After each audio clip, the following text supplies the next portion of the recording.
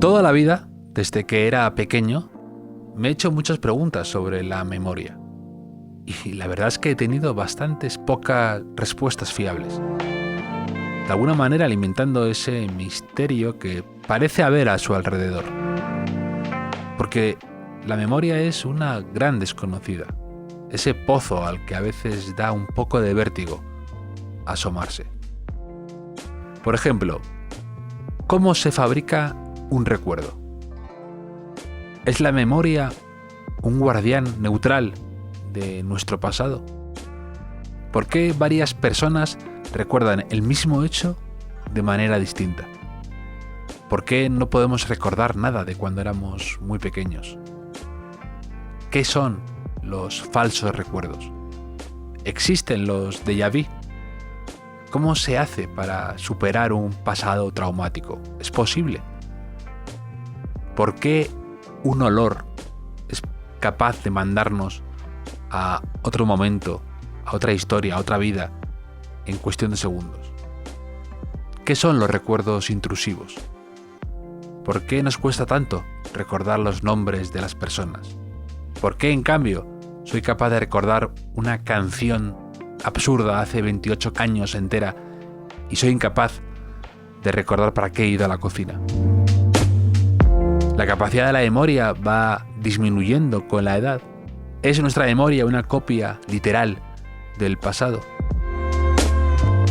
Nuestro invitado de hoy, en el hotel, dice que sin memoria no hay vida, no hay biografía, no hay identidad, no hay subjetividad, no hay posibilidad de crear un yo, no hay drama personal, no hay posibilidad, en definitiva, de construirnos a nosotros mismos como individuos.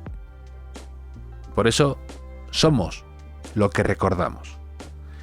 Y hoy vamos a intentar dar respuestas a algunos de estos misterios con nuestro invitado, con el profesor José María Ruiz Vargas, autor del libro La memoria y la vida. Gracias, como siempre, a los amigos de Seagrams por hacer posible estas conversaciones tan importantes y tan interesantes para mí y para muchos oyentes, espero. Especialmente a Manu Quiroga, a quien le dedico este podcast.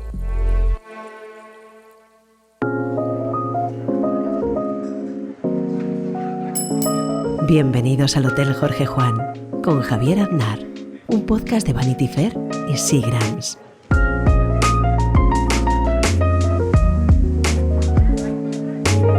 Hoy tenemos de invitado en el hotel a José María Ruiz Vargas. ¿Qué tal estás, José María? Muy bien, encantado de estar aquí, Javier. Es un placer tenerte.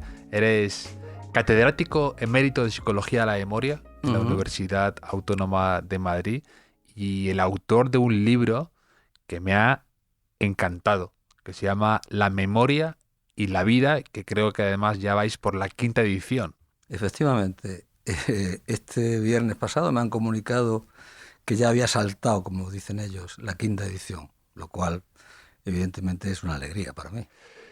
Te tengo que decir que me apetecía mucho hablar contigo porque considero que este es un libro muy importante, que a veces puede parecer así un poco pomposo cuando se habla de un libro, pero es un libro de verdad que me ha parecido fundamental para mucha gente que a lo mejor, como yo, está interesado en los asuntos de la memoria, que se hace muchas preguntas, que es un tema profundo, complicado, laberíntico a veces, y creo que tú resuelves muchos de estos asuntos y también de algún modo destierras algunos mitos, que también es importante.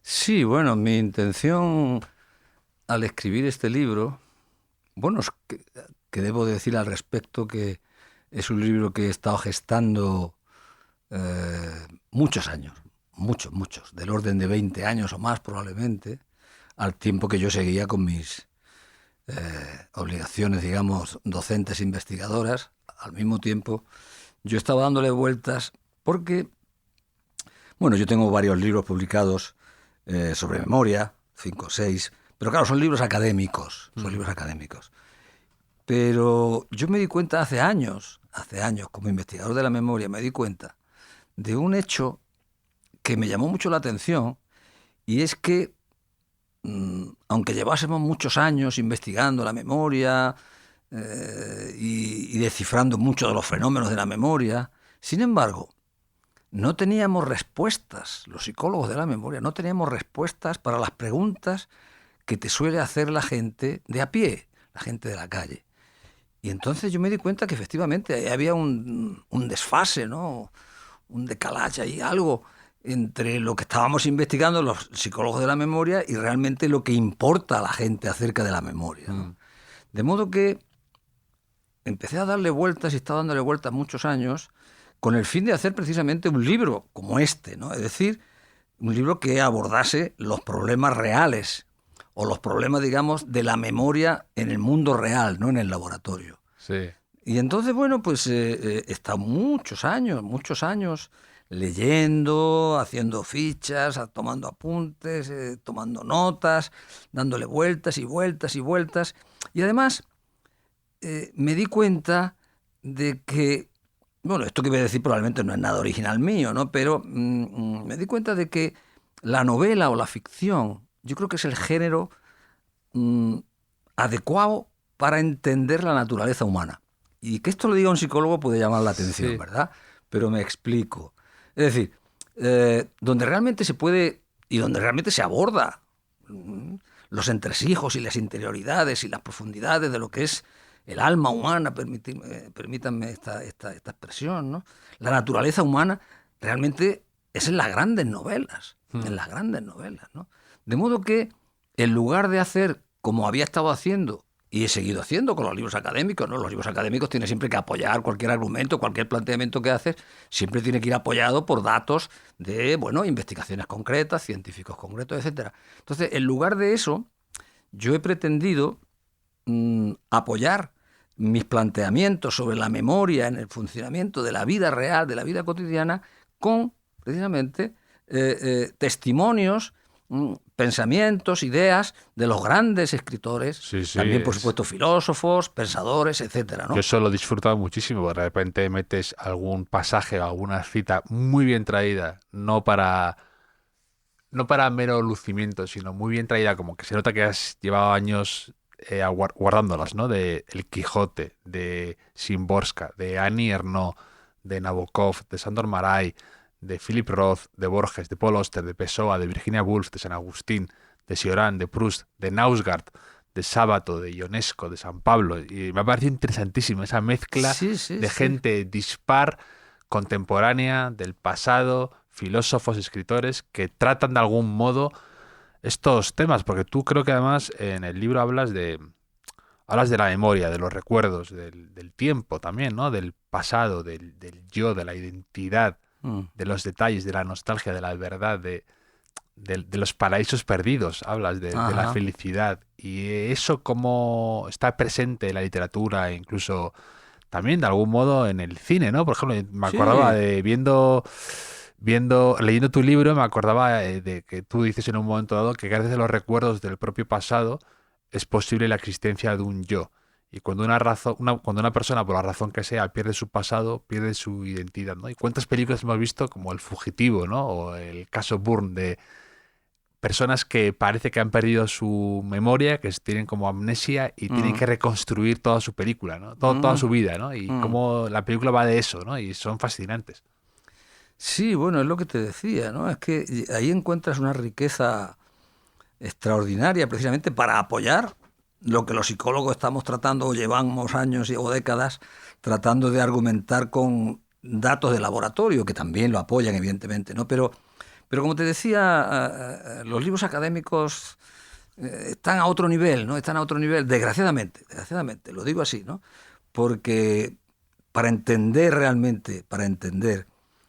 el fenómeno y sobre todo la trascendencia de la memoria en la vida, yo creo que hay que salirse del laboratorio, como yo he hecho, e irme a la vida real, ¿no? Con argumentos del tipo que tú mencionabas, ¿no? Sí. En fin, todos esos autores que has mencionado y muchos más, ¿no? Sí. Y por supuesto, bueno, todo eso me ha costado muchísimos años, ¿no? Muchísimos años. Ha sido un trabajo, es un trabajo del que estoy muy contento en el sentido de que, bueno, lo he hecho con muchísimo placer, sin digamos, la presión del tiempo, he querido disfrutar escribiendo el libro, he querido disfrutar. He estado, bueno, yo diría que como media el libro tiene 10 capítulos, ¿no? Pero como media he estado como mínimo un año por capítulo y con algunos más. Por ejemplo, el capítulo final sobre el envejecimiento, donde he querido ahí introducir o recoger, digamos, las últimas evidencias sobre cómo afecta el envejecimiento a la memoria. Con ese capítulo he estado año y medio como mínimo. Pero sobre todo, como te decía, es que no tenía prisa. No he tenido prisa como es lo habitual cuando estás trabajando ya como académico, que tienes que estar, que te ponen siempre un deadline para la entrega de un congreso, de un paper, de un artículo, de lo que sea. Te ponen siempre una fecha y siempre tienes que estar trabajando contra el tiempo, ¿verdad? Esto ha sido para mí un auténtico placer, de verdad. No, y se nota porque se lee de esa manera, con placer y con calma y sin necesidad de que no te aburres en ningún momento. Aquí también dices, en la portada del libro pone esta frase que creo que tiene mucho de verdad, ¿no? De somos lo que recordamos.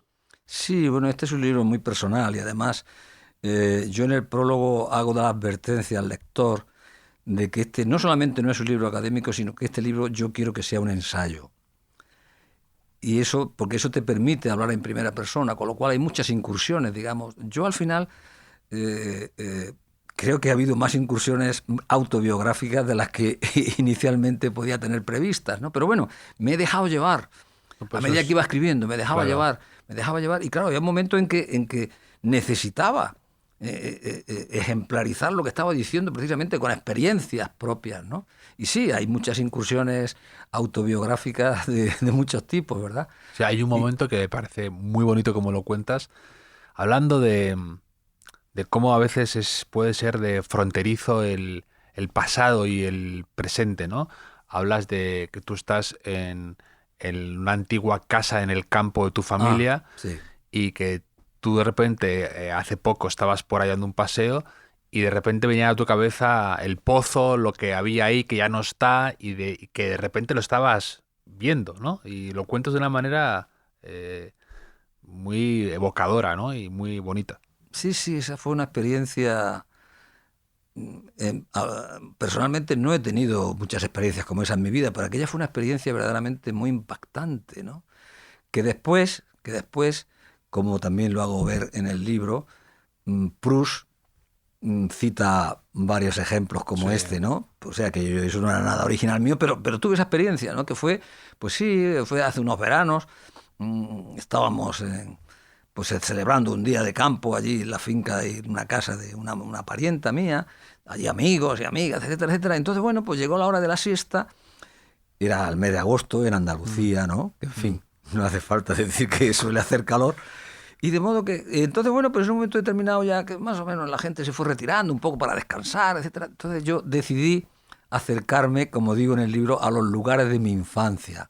Porque esto eran dos fincas, lo cuento en el libro, no es una cosa, no tiene mayor importancia, pero bueno, mi bisabuelo materno, pues tuvo dos hijos, mi abuelo y un hermano de él. Entonces, digamos, aquella hacienda, que no era pequeña, entonces la dividió en dos para la herencia, y estos dos hermanos, mi abuelo y su hermano, pues hicieron sus casas en cada una de ellas, de modo que los veranos, antes de que yo naciese, la familia ya se iban allí a pasar la época estival. Y yo seguro desde antes de nacer o desde muy pequeñito también iba allí, pero de eso no tengo recuerdo. Después podemos hablar si procede, porque no tenemos recuerdo de los primeros años de la vida. Sí, eso es una de las preguntas que tengo aquí grabadas. Sí, entonces, bueno, acabo rápidamente con esto entonces, Javier. Y bueno, entonces, decidí acercarme, como digo, a aquellos lugares que tanto significaban para mí, habían significado de pequeño, lugares en los que ya no existía prácticamente ninguna huella de lo que allí hubo, ¿no? Desde la casa, la cuadra, los perros, los caballos, en fin, todo lo que allí había. No había absolutamente nada, porque eso ya se vendió. Bueno, te puedes imaginar, ¿no? Aquello había cambiado y allí a lo que había... Antes había unos viñedos, aquello era muy bonito porque era muy verde y tal. Ahora ya lo que hay son olivos. Y entonces, bueno, llego allí. Claro, yo aquello lo conocía, podría haber ido caminando con los ojos cerrados, ¿no? Y entonces me senté en un sitio muy concreto, digamos, enfrente de lo que fue, por ejemplo, el lugar donde comíamos, el comedor, digamos, ¿no? Allí fuera. Y de pronto tuve una experiencia que, bueno, me estremeció literalmente. Me estremeció porque no fue que yo recordé alguna de aquellas escenas, es que de pronto me di cuenta, fue una cosa, bueno, ahora mismo al contarla se me están poniendo un poco el vello de punta, ¿no? Porque fue una cosa estremecedora, como digo. Tuve la misma experiencia, no fue una experiencia similar o parecida a cuando estábamos allí comiendo. De pronto vi a toda mi familia, yo incluido allí, ¿no? Y los perros tumbados al sol allí, las gallinas por aquí, las higueras por un lado, lo otro por otro, y allí comiendo, y en fin.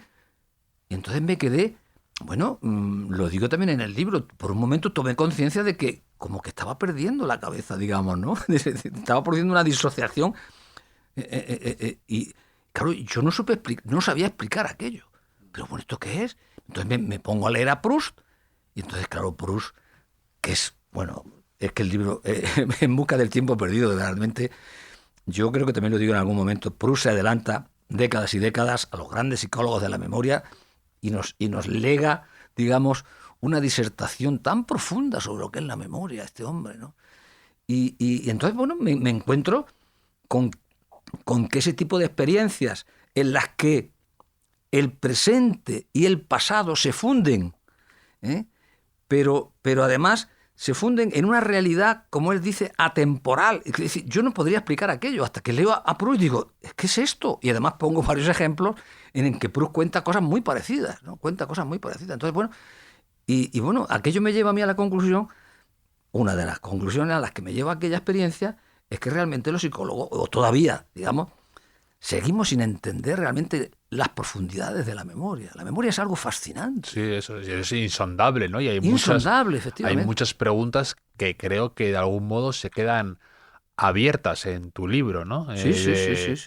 Que creo que además te aproximas mucho a una posible respuesta o intentas comprenderlo, pero creo que a veces haces muy bien ¿no? Hay temas complejos ahí, ¿no? Me acuerdo, o sea, cuando estaba leyendo el episodio en el que tratas, por ejemplo, los déjà vu, ¿no? Sí. Esta sensación de que has vivido, de que estás en el presente viviendo algo que ya te ha pasado anteriormente, ¿no? Ajá. Y de algún modo dices que es una sensación familiar que todo el mundo a lo mejor ha tenido en algún momento de forma muy fugaz, pero que realmente hay gente que todavía no entiende qué es eso, por qué se produce, ¿no? Y tú haces alguna aproximación, ¿no? Hablas de el déjà vu por familiaridad de un elemento aislado, ¿no? Que de repente tú vas por una calle y de repente ves a lo mejor un balcón que es parecido al de tu pueblo, de tu casa, de lo que sea, y de algún modo parece que has vivido eso, ¿no? Sí, tú dices, yo ya he estado aquí, ¿no? Sí, pero que a lo mejor es por eso, porque hay algo familiar que a lo mejor no estás dándote cuenta y que te lleva a algo que has vivido. Este es un fenómeno, el fenómeno este del déjà vu es un fenómeno que está en la historia, en fin, desde la antigüedad, ¿no? Y bueno, ha habido todo tipo de interpretaciones, como sabes, ¿no? Y de San Agustín, la época, ¿no? El siglo IV, etcétera, después de Cristo, etcétera. Se hablaba de la metempsicosis, ¿no? Que era la transmigración de las almas, con lo cual mucha gente sigue pensando hoy día, personas ajenas generalmente a la psicología, ¿no? Que esas experiencias yo ya he visto esto, que es lo que significa realmente déjà vu, ¿no? Yo ya he estado aquí antes, etcétera. Claro, ellos lo atribuyen y además dicen, veis, este es el argumento que demuestra que hemos tenido otras vidas previas y nuestra alma ha transmigrado de unos cuerpos a otros, etcétera, ¿no? Bueno, esto... pero además, durante el siglo XIX, en Europa, la psiquiatría europea del siglo XIX, se debatió mucho este fenómeno entre los psiquiatras. Y llegaron a la conclusión de que en realidad esto era una memoria falsa. Dijeron, esto es una paramnesia, ¿no? Sí. Es una paramnesia. Esto no tiene... Esto es un defecto, esto es... Yo, como recordarás, lo he considerado un fantasma de la memoria. Y de hecho, los fantasmas de la memoria me gusta mucho. El capítulo 9 lo titulé precisamente Fantasmas en la memoria, y además de incluir ahí los recuerdos falsos, he incluido precisamente este fenómeno del déjà vu y también el fenómeno de la criptomnesia o de los plagios involuntarios, ¿no? Entonces, bueno, volviendo al déjà vu, y ya terminamos y pasamos a otra cosa, si quieres. Entonces, claro, yo he intentado dar la explicación, es una aproximación, porque sigue siendo un fenómeno bastante enigmático, este del fenómeno del déjà vu, ¿no? Entonces yo la explicación que he intentado darle es precisamente basándome en lo que son los fenómenos de reconocimiento, por ejemplo, ¿no? Porque claro, no deja de ser un reconocimiento. Tú vas por una ciudad en la que no has estado y de pronto, al volver a una esquina, como tú decías, dices, yo ya he estado aquí antes. Sí. Tú reconoces aquello. Ahora, el problema es que en el fenómeno del déjà vu, en contra de los fenómenos de reconocimiento de la vida ordinaria, pues no hay recuperación de memoria de nada, solamente está la sensación de familiaridad. Sí. Porque claro, tú y yo nos acabamos de conocer hace unos minutos, pero yo estoy seguro que si nos viésemos una próxima vez, yo diría, mira, Javier, te reconocería, ¿no? Entonces, ese reconocimiento, que es memoria, evidentemente, claro, eso está basado sobre todo en que lo primero que se activa es la sensación de familiaridad. Yo ya conozco a esta persona. Sí. Pero claro, esa sensación de familiaridad se acompaña de recuperación, de decir, claro, esto yo reconozco que es Javier porque el día tal, pues estuvimos haciendo una entrevista, etcétera, etcétera, ¿no? Claro, eso falta. En el déjà vu se produce la sensación de familiaridad, pero no hay recuperación de nada. Solamente se queda la sensación de familiaridad, claro, y entonces la persona se queda con la pregunta, con el enigma, pero bueno, yo ya he estado aquí antes, pero aquí ¿qué está pasando aquí, no? Bueno, de todas maneras, más modernamente, en esos intentos por explicar este fenómeno del déjà vu, se ha apelado también a otra serie de factores a los que yo también aludo, como por ejemplo el cansancio. Sí. El cansancio. La enfermedad, tú puedes estar con fiebre o puedes estar, en fin, con una gripe, no quiere decir que sean enfermedades graves, sino tú no te encuentras bien, tú estás cansado sobre todo. Cuando uno está muy cansado, ahí sobre todo lo que notamos todos es que, por ejemplo, digamos, nuestros recursos atencionales, nuestra atención está en los en mínimos, digamos, es decir, la atención se reduce muchísimo con el cansancio, ¿no? La atención es fundamental para el funcionamiento de la memoria. Quiero decir, ahí se mezclan una serie de factores que no son solamente memoria, sino que también atención, como digo, con ese cansancio y tal. Entonces, bueno, claro. hay gente que experimenta. Yo debo confesar que yo no he tenido jamás una experiencia de déjà vu. Sí. Yo no la he tenido jamás, pero bueno, hay gente que sí, que te dice que sí, yo la he tenido con cierta frecuencia, etcétera. Como digo, para mí es un fantasma, es decir, es algo que está ahí en la memoria y no sabemos por qué. Pero eso es lo que interesante del libro, ¿no? Cómo abordas esos temas de la memoria, algo insondable, ¿no? Algo laberíntico, ¿no? Hablas también de algún autor que ha intentado dar tantas vueltas a la memoria que al final casi acaba el mismo tocado, ¿no? Pero, por ejemplo, hay una cita al arrancar el libro que me gusta mucho de Tulving, ¿no? Que tú le mencionas mucho, el gran ¿no? maestro, el gran teórico de la memoria, ¿no? Que era profesor en la Universidad de Toronto, sí. Que dice que la memoria es un truco que ha inventado la evolución para que sus criaturas puedan comprimir el tiempo físico. Me parece de una belleza y de me parece de una belleza y de un ingenio, ¿no? De una lucidez para llegar, porque como yo digo, bueno, esto en realidad puede parecer una metáfora, pero quizás no sea una metáfora, ¿no? Quizás no sea una metáfora. Y nuestra memoria realmente lo que hace es que efectivamente, como decía Tulving, comprime, ¿no? Y eso es un átomo, digamos, ahí de memoria que en un momento determinado, cuando se dan las condiciones del recuerdo, pues digamos, eso es un chispazo ahí en ese territorio de la memoria. Y ese átomo de memoria se convierte pues en todo un relato, una historia riquísima, ¿no? Por ejemplo, de episodios de tu vida, etcétera, ¿no? Entonces, lo de la compresión del tiempo físico a mí siempre me pareció una frase verdaderamente magnífica. Destilado, ¿no? Todo el trabajo de una vida, a lo mejor de él, pensando en la memoria, en esa frase perfecta, ¿no? Sí, poética también. Me gusta mucho. Antes de hacerte varias preguntas de lo que tú decías de gente de a pie, que yo creo que los oyentes y gente que me escribe sé que quieren que te pregunte, incluida mi madre, que me ha dicho que te haga una pregunta específica sobre la memoria. Sí. Pero te quería preguntar, son preguntas a veces un poco complejas, ¿no? Un poco abiertas, ¿no? Pero, por ejemplo, ¿cómo se construyen los recuerdos? Y si todos recordamos de la misma manera, o parecido, o igual. Porque creo que tú hablas mucho de estos asuntos que me parecen interesantísimos, ¿no? De que los recuerdos no son representaciones mentales permanentes, ¿no? Los recuerdos son construcciones mentales transitorias. Efectivamente. Sí. Bueno, hay un fenómeno interesantísimo pero muy cotidiano al mismo tiempo. O sea que cuando pongo ahora el ejemplo, los oyentes van a decir, bueno, sí, efectivamente, esto lo conozco, ¿no? Es cuando pues, un grupo de amigos, de amigas, de familiares, de conocidos, etcétera, evocan episodios que han compartido, ¿no? Entonces, como yo he dicho otras veces cuando ha surgido este asunto, me lo han preguntado, como siempre digo, ahí está asegurada siempre la discrepancia. Ahí está asegurada siempre la discrepancia. Lo interesante es que a pesar de no haber acuerdo, ¿no? Bueno, para los que nos estén escuchando, me estoy refiriendo a cuando, por ejemplo, pues un grupo de amigos, de amigas, etcétera, dice, oye, ¿te acuerdas aquel día cuando estuvimos en la boda de Luis, por ejemplo? ¿No? Y empiezan a recordar y entonces, antes o después, va a aparecer alguien que dice, no, pero eso no fue así. Y otro va a decir, sí fue. Y entonces ya empieza la discusión, la discrepancia, etcétera, ¿no? Lo interesante de esto es que lo que pone de manifiesto es que lo que guarda cada memoria de cada uno de nosotros, es decir, que lo que guarda nuestra memoria no es lo que ocurre, no es lo que ha ocurrido. Mi memoria no guarda lo que ocurrió. Mi memoria guarda lo que me ocurrió a mí. Lo mismo que la tuya, Javier, guarda lo que te ocurre a ti, etcétera.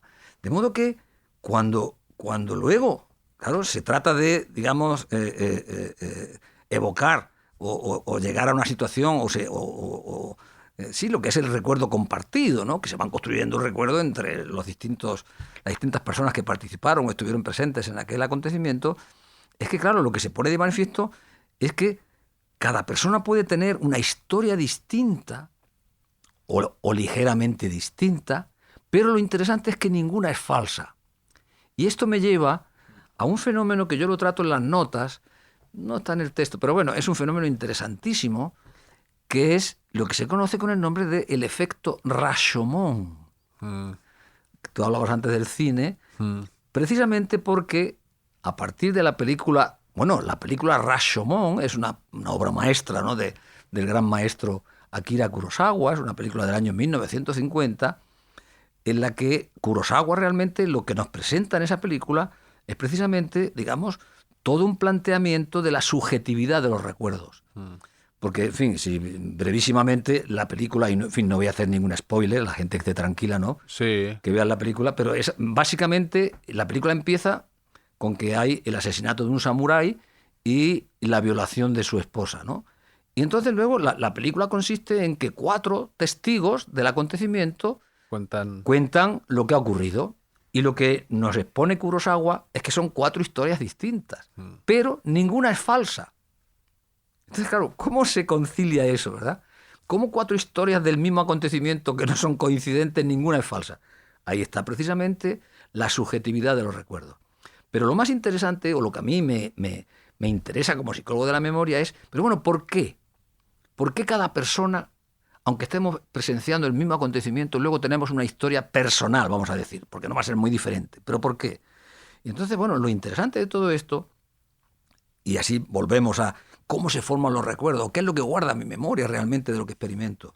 Es que, claro, lo que está ocurriendo y estamos presenciando, eso no entra tal cual, ni queda registrado tal cual, ni en nuestro cerebro ni en nuestra memoria. Sí. No, sino que eso tiene ahora que pasar por una serie de filtros cognitivos que nos definen a cada uno de nosotros. Entre esos filtros cognitivos hay algo tan básico, tan fundamental y tan humano, como por ejemplo tus propias creencias acerca del mundo, de la vida, tus creencias, tus estereotipos, tu escala de valores, tus principios morales, y sobre todo, todo tu conocimiento previo acerca del mundo que llevas ya acumulando en tu memoria desde que eras pequeño. Claro, eso te hace que tengas una visión del mundo personal, y eso es lo que caracteriza a los humanos, ¿no? De modo que las distintas personas miramos el mundo de una manera distinta.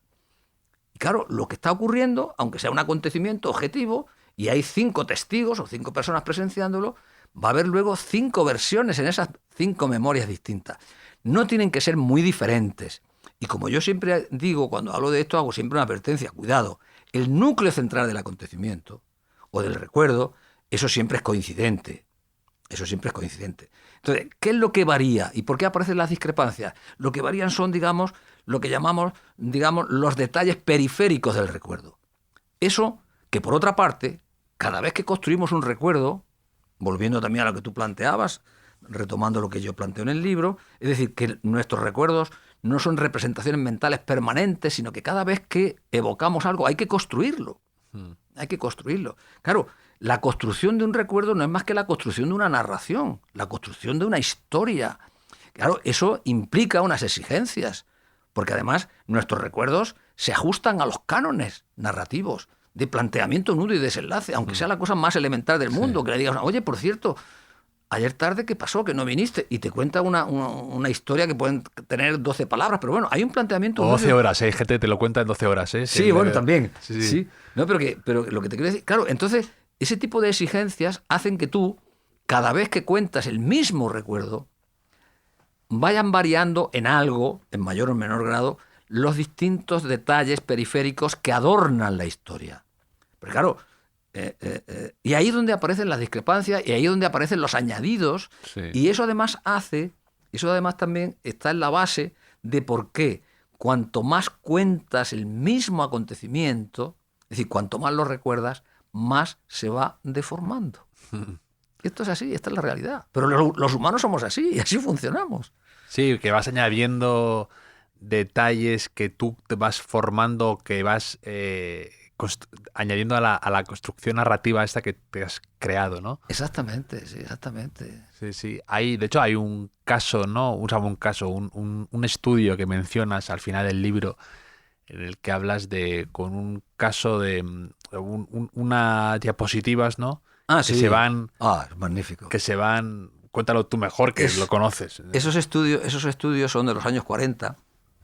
Lo llevaron a cabo dos psicólogos que entonces estaban en la Universidad de Harvard, en un intento por encontrar una explicación psicológica al fenómeno de los rumores. O sea, que ellos no estaban estudiando la memoria, sino que estaban tratando de entender el fenómeno social de los rumores, ¿no? Y entonces, la metodología que utilizaron fue muy interesante. Lo que hacían era que... había los participantes, por ejemplo, había distintos grupos de estudiantes. Bueno, generalmente los estudios en psicología se han hecho casi siempre con estudiantes voluntarios, ¿no? A los que igual en Estados Unidos igual le pagaban unos dólares o sencillamente unos puntos o unos créditos para la nota. Quiero decir, la mayor parte de las investigaciones tradicionales en psicología experimental se han hecho con estudiantes. Bueno, entonces, imaginemos que había 3 o 4 grupos de 12 estudiantes cada grupo, ¿no? Entonces, cada grupo actuaba independientemente, pero vamos a centrarnos en un grupo. Entonces, el experimento consistía en lo siguiente. Previamente estaba preparada una sala donde estaba el experimentador y ahí pasaba el primer sujeto. A este sujeto se le proyectaba una diapositiva.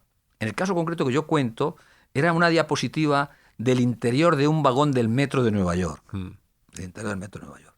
Donde, bueno, pues ahí se ven varios viajeros que van sentados, hay una mujer con un niño en brazos, hay una persona con el, en fin, que se ve claramente que es judío, y luego hay 2 hombres de pie, un blanco y un negro.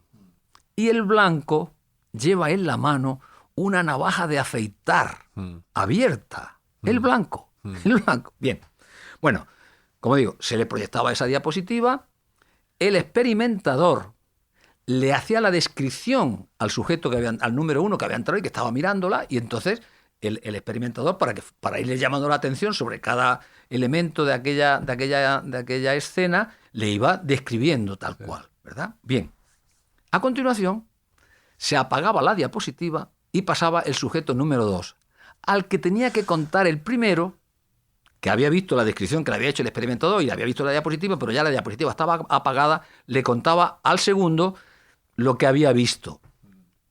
El segundo ahora se lo contaba al tercero cuando pasaba. Ya no se volvía a proyectar jamás la diapositiva. Es decir, la diapositiva no la había nadie más que el primero.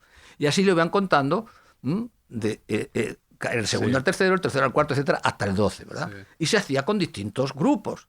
Bueno, pues concretamente con esa diapositiva, los resultados eran inequívocos, porque había un fenómeno que se producía siempre.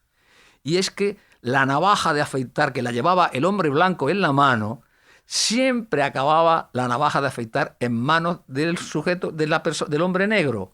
El hombre negro. Entonces, claro, no era, digamos, un despiste ni una casualidad, porque era sistemáticamente. Todos. En fin, yo reproduzco algunas narraciones literales, Sí. ¿no? Y de cómo efectivamente, pues una mujer con un niño, es un metro que va por la Sí, calle sí. tal, en Nueva York, y un hombre blanco con una navaja. Sí. Todos acababan. No, claro. ¿Eso qué es? Eso no es ni más ni menos que uno de los efectos clarísimos, en este caso, esto era en Estados Unidos, de prejuicios. Claro, es que los prejuicios están, digamos, distorsionando lo que tú estás percibiendo realmente. Los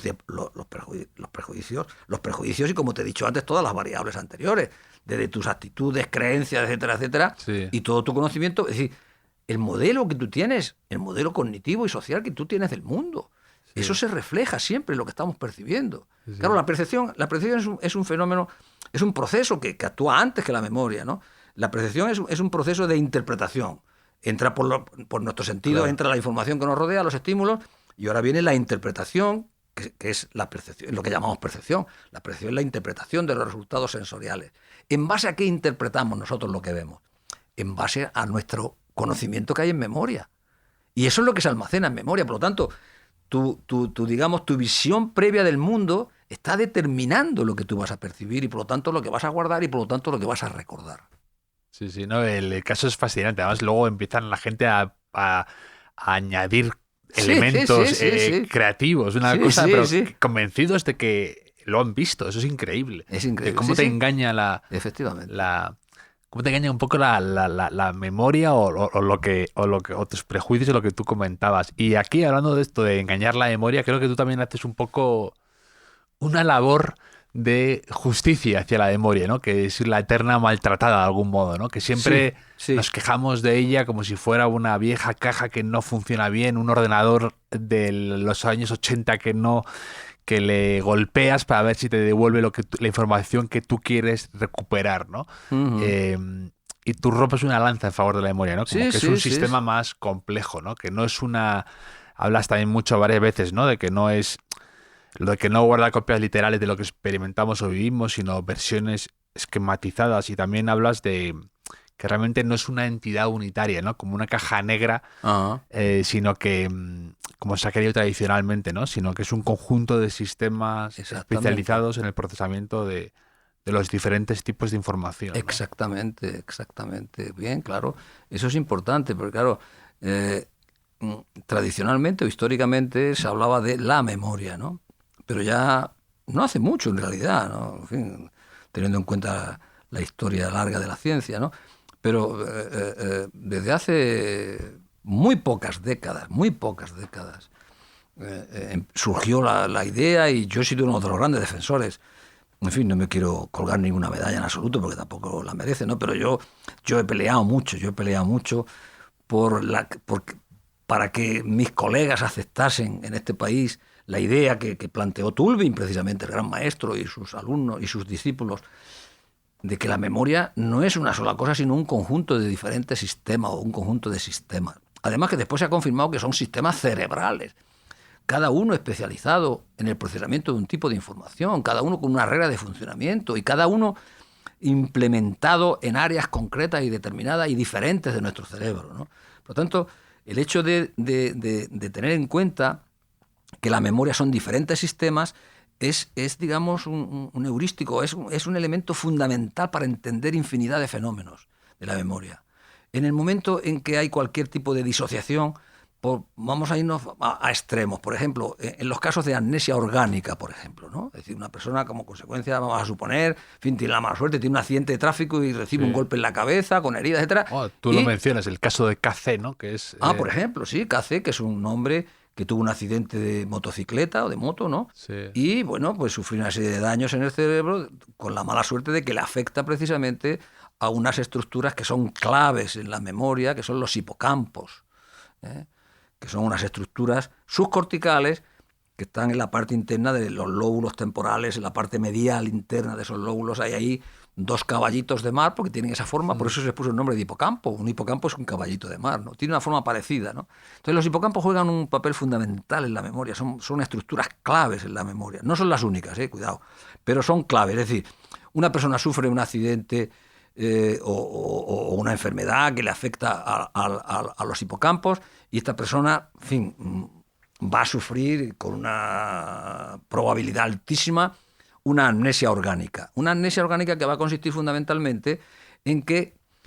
no va a perder toda la memoria, porque algo que yo siempre le comento a mis alumnos cuando les explico o estudiamos el fenómeno de la amnesia, es que aunque la palabra amnesia etimológicamente signifique sin memoria, sin embargo, una persona amnésica no ha perdido toda la memoria, ni muchísimo menos, ¿no? Ahí, en fin, el cine también ha ilustrado, por ejemplo, la película Memento, que es la película que según todos los expertos en amnesia parece ser la única película que realmente refleja con fidelidad lo que es la amnesia, porque yo he visto infinidad de películas sobre amnésicos que están muy mal. Los guiones o no han tenido asesores porque aparecen unas contradicciones que no se ajustan a la realidad de lo que es un paciente amnésico. Pero bueno, al margen de esto, lo que se observa es que la amnesia orgánica luego también podemos hablar de las amnesias psicógenas, ¿no? Pero la amnesia orgánica, como consecuencia de daños cerebrales, esto no implica que la persona pierda toda la memoria, ni muchísimo menos.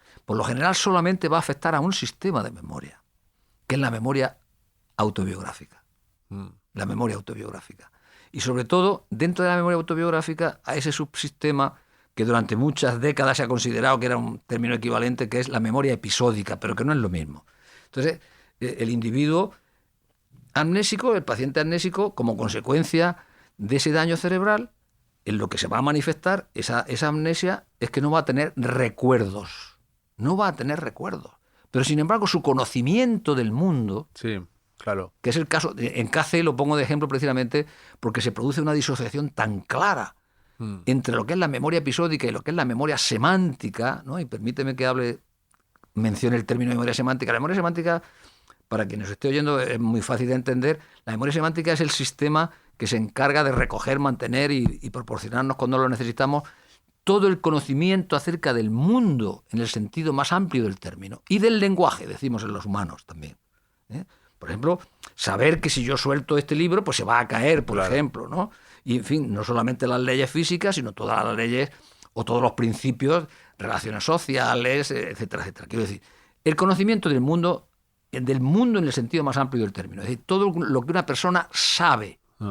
Eso es memoria semántica. Bueno, pues por ejemplo, este paciente, por seguir con este paciente concreto que tú has mencionado, siguiendo las siglas KC, que sufre ese accidente de tráfico, de moto, sufre lesiones en los hipocampos, y este hombre, a partir de ese momento, ya no tiene ningún recuerdo.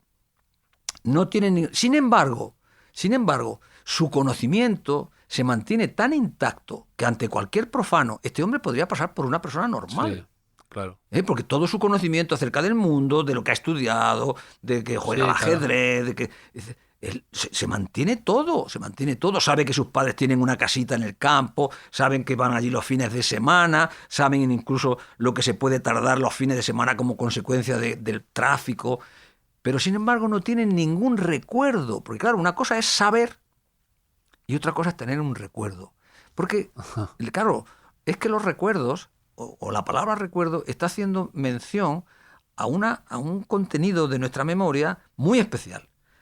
Primero, los recuerdos son precisamente esos contenidos de memoria en los que está registrada historias personales, es decir, en la memoria personal. Pero además, lo interesante es que cada vez que una persona, cada uno de nosotros, evocamos un recuerdo, tenemos una conciencia plena, aunque no caigamos en ello, en la cuenta, ni falta que hace, ¿verdad?, de que aquello que yo estoy contando, que me ocurrió, por ejemplo, hace 20 años, cuando era pequeño o ayer, fui yo el que vivió aquello. Aquello me ocurrió a mí. Esa precisamente es la característica, digamos, que se llama conciencia autonoética, es decir, la conciencia, pues eso, de conocimiento del propio yo, porque está involucrado el yo, tu identidad personal. Eso no implica, es decir, eso no está implicado en cuando, por ejemplo, a ti te pregunta alguien, bueno, a ver, dime cómo es el área, ¿cuál era el área del triángulo? Sí. Y pues base por altura partido por 2, ¿vale? Bien, eso es memoria, pero eso es memoria semántica. Eso no implica ni sensación de pasado, ni conciencia autonoética, ni nada por el estilo. Bueno, entonces, volviendo a lo de antes, ya termino. Cuando se producen daños cerebrales que afectan a las estructuras involucradas en la memoria, aparecen con toda claridad que hay distintos sistemas de memoria. Hay distintos sistemas de memoria. Que no es un cajón. No es un cajón, efectivamente. Claro, no es un cajón. Es algo mucho más alambicado. Además, estos sistemas, no hay que olvidarlo, son sistemas independientes, pero sistemas interactuantes. Es decir, que en cualquier persona sana, normal, estos sistemas están actuando de una manera interactiva siempre. Y en cualquier acción tuya, a veces no es fácil distinguir. Esto es producto de la memoria autobiográfica, esto es producto, esto es lo que ha aportado a la memoria semántica. No, eso va todo... Claro, mezclado y además muy bien coordinado. Claro, ¿no? y como los hechos autobiográficos de alguna manera se nutren de los detalles y de los olores, del tacto del día, de los recuerdos, de la cosa más sensorial, ¿no? Cómo se van mezclando y cómo se van nutriendo, ¿no? Y mezclándose, y eso es lo que hace que algunos recuerdos sean tan particulares, ¿no? De la forma. No, pero eso que tú acabas de mencionar, los hechos autobiográficos, ese es un término muy interesante porque precisamente el hecho autobiográfico no implica recuerdo. Claro. El hecho autobiográfico, por ejemplo, es saber dentro de X tiempo que tú y yo hemos tenido esta reunión, este coloquio, el día 26 de enero de 2026. Sí. Pero igual no nos queda igual no nos queda luego recuerdo, pero solamente sabemos, sí, yo entrevisté una vez a fulanito, ¿no? Sí. Eso sería el hecho autobiográfico. Por ejemplo, ¿no? A alguien a un colega le pregunta, oye, por cierto, ¿tú te acuerdas de la primera clase que diste en la universidad? Hombre, yo con mis colegas esta conversación la he tenido muchas veces porque además la utilizo en mi libro, ¿no? Y muchos de ellos te dicen, bueno, yo la verdad es que de la primera clase no me acuerdo. Hombre, yo sé que la di. Sí. Bueno, eso es un hecho autobiográfico. Es decir, tú sabes que en tu biografía, evidentemente, hay un día que tú empezaste a dar clase. Pero ahora ya acordarte, ahí está la diferencia entre lo que es memoria semántica. Yo sé, por ejemplo, que he estado en Sevilla, pero a mí no me acuerdo qué día fue, ¿no? Ni qué hice, ni tengo recuerdo. En el caso hipotético, ¿no? De que se produjese eso. Y otra cosa ya es el recuerdo, donde aparece sobre todo el contexto espacial y temporal. Porque el conocimiento semántico, de la memoria semántica, no es un conocimiento desgajado, es decir, no lleva contexto. Aunque hayamos aprendido todo lo que sabemos, lo hemos aprendido en contextos concretos.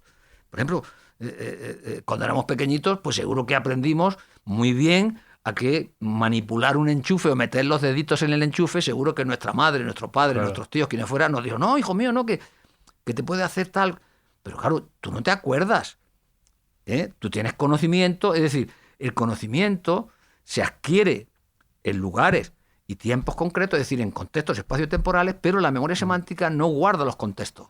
Claro. Es conocimiento desgajado de contextos. Es muy interesante todo esto, porque cuando aparece, esto en la vida normal puede parecer, digamos, un adorno que los psicólogos utilizan. No, esto es algo que cuando nos encontramos en el ámbito de la psicología clínica, con personas que han sufrido, como decíamos antes, daños cerebrales o disociaciones como consecuencia de amnesias psicógenas, claro, todo esto se pone de manifiesto inmediatamente y te das cuenta cómo esa persona pierde la conciencia autonométrica, puede perder la identidad, puede perder, etcétera, etcétera. Quiero decir, es muy importante todo esto. No, y por ejemplo, y los casos que tú pones, que a veces salen una y otra vez, son muy interesantes de cómo funciona la memoria y cómo pues gente que lo ha pasado mal, el síndrome post-estrés traumático. Me acuerdo que pones unos ejemplos de unos niños camboyanos que les traen a Estados Unidos y que no logran concentrarse porque cuando están parados en clase les viene a la cabeza todos los horrores, ¿no? Y esos pensamientos intrusivos que a veces todos tenemos, y los recuerdos cómo nos acechan y a veces nos castigan, ¿no? Y recuerdos a veces idiotas que todos tenemos, no sé por qué, de que alguien lo hiciste el ridículo una vez, que tú a lo mejor de alguna manera solo te acuerdas tú en el mundo, pero te vienen a tu cabeza de repente un día cualquiera, ¿no? Y eso es de lo más grave a de lo más anecdótico, eso es increíble, ¿no? Incluso también, esto me parece fascinante, ¿no? Cómo la memoria se activa con ciertos olores o con ciertos recuerdos, ¿no? Y tú, por ejemplo, hablas de una superviviente del 11M que se pone a llorar un día en su casa porque el olor de un cortocircuito en la lavadora. le huele igual Que el tren. que el tren. Sí. Entonces de repente la pobre se pone como... se viene abajo porque le huele y que empieza a gritar que huele al tren. Huele a al tren, huele a tren, huele a tren. No, la mujer aterrorizada, claro, aquello le reactiva toda la experiencia traumática, ¿no? Claro. Sí, no, lo de los olores verdaderamente, permíteme, Javier, que hablamos un poco, porque verdaderamente es fascinante, lo de los olores y la memoria, ¿no? Bueno, es un tema que a mí yo aquí lo toco mucho, me fascina. Sí, pero fíjate además, porque es que hay una explicación que a mí me parece preciosa, ¿no? Y es que, claro, todos sabemos por experiencia, y que no haya caído en la cuenta puede caer en la cuenta a partir de ahora, todos sabemos por experiencia que un estímulo oloroso es la clave, es el término que utilizamos en psicología, ¿no? La clave más rápida de, digamos, recuperación de recuerdos, de evocación de recuerdos. Porque cualquier otra clave de recuperación de recuerdos, ¿no? Por ejemplo, si alguien te dice, oye, por cierto, Javier, ¿te acuerdas aquel día que fuimos a Barcelona y estábamos no sé qué? Claro, tú puede que rápidamente lo evoques, pero generalmente va a necesitar un tiempo, ¿no? Para buscar aquello, construirlo. Sin embargo, ante los olores o ante los perfumes, la recuperación es inmediata, prácticamente en milésimas de segundo. Claro, y esto ha llamado siempre la atención también a los investigadores de la memoria. Bueno, ¿y por qué el estímulo olfativo es tan rápido, ¿no? Y entonces, claro, la historia es la siguiente, o una de las explicaciones es la siguiente. Resulta que en el siglo XIX, en neurología, se hablaba de una estructura que estaría más o menos en la parte más central de nuestro cerebro, que se le llamó rinencéfalo. Rinencéfalo significa etimológicamente el cerebro de la nariz. Es decir, se pensó que efectivamente había la evolución, a lo largo de la evolución, se había ido desarrollando un pequeño cerebro en el interior de nuestro propio cerebro específico para el procesamiento de los olores. Esto, naturalmente, lo que ponía de manifiesto la relevancia que nuestros ancestros, ¿no?, filogenéticamente hablando, de especies inferiores, la importancia y la relevancia que tuvo en su vida y que sigue teniendo en muchos de estos animales el olfato. Tan relevante que podríamos decir que la evolución diseña un pequeño cerebro para esos estímulos que son tan vitales para esos animales. Claro, luego ya a principios del 20, Cajal y otros neurólogos importantes entonces llegan a la conclusión de que, bueno, en realidad a nivel humano el rinencéfalo ya no cumple solo funciones olfativas. Está ahí la parte central de nuestro cerebro, pero ya tiene otras funciones. De modo que ya desde hace unos años, para referirse a esas estructuras, que ahora voy a mencionar algunas, ya no se utiliza el término rinencéfalo, sino que generalmente lo que se utiliza es el término sistema límbico. Esta es la parte más interna y central de nuestro cerebro, y ahí están precisamente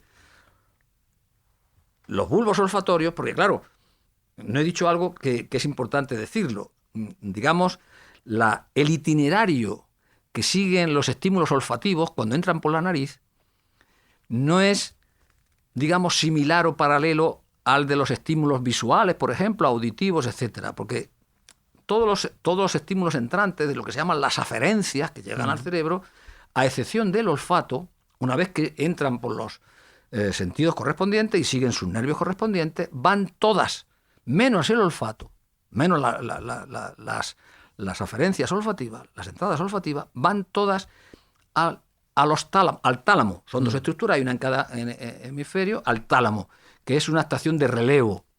Y desde ahí, luego ya tienen que pasar por ahí todas.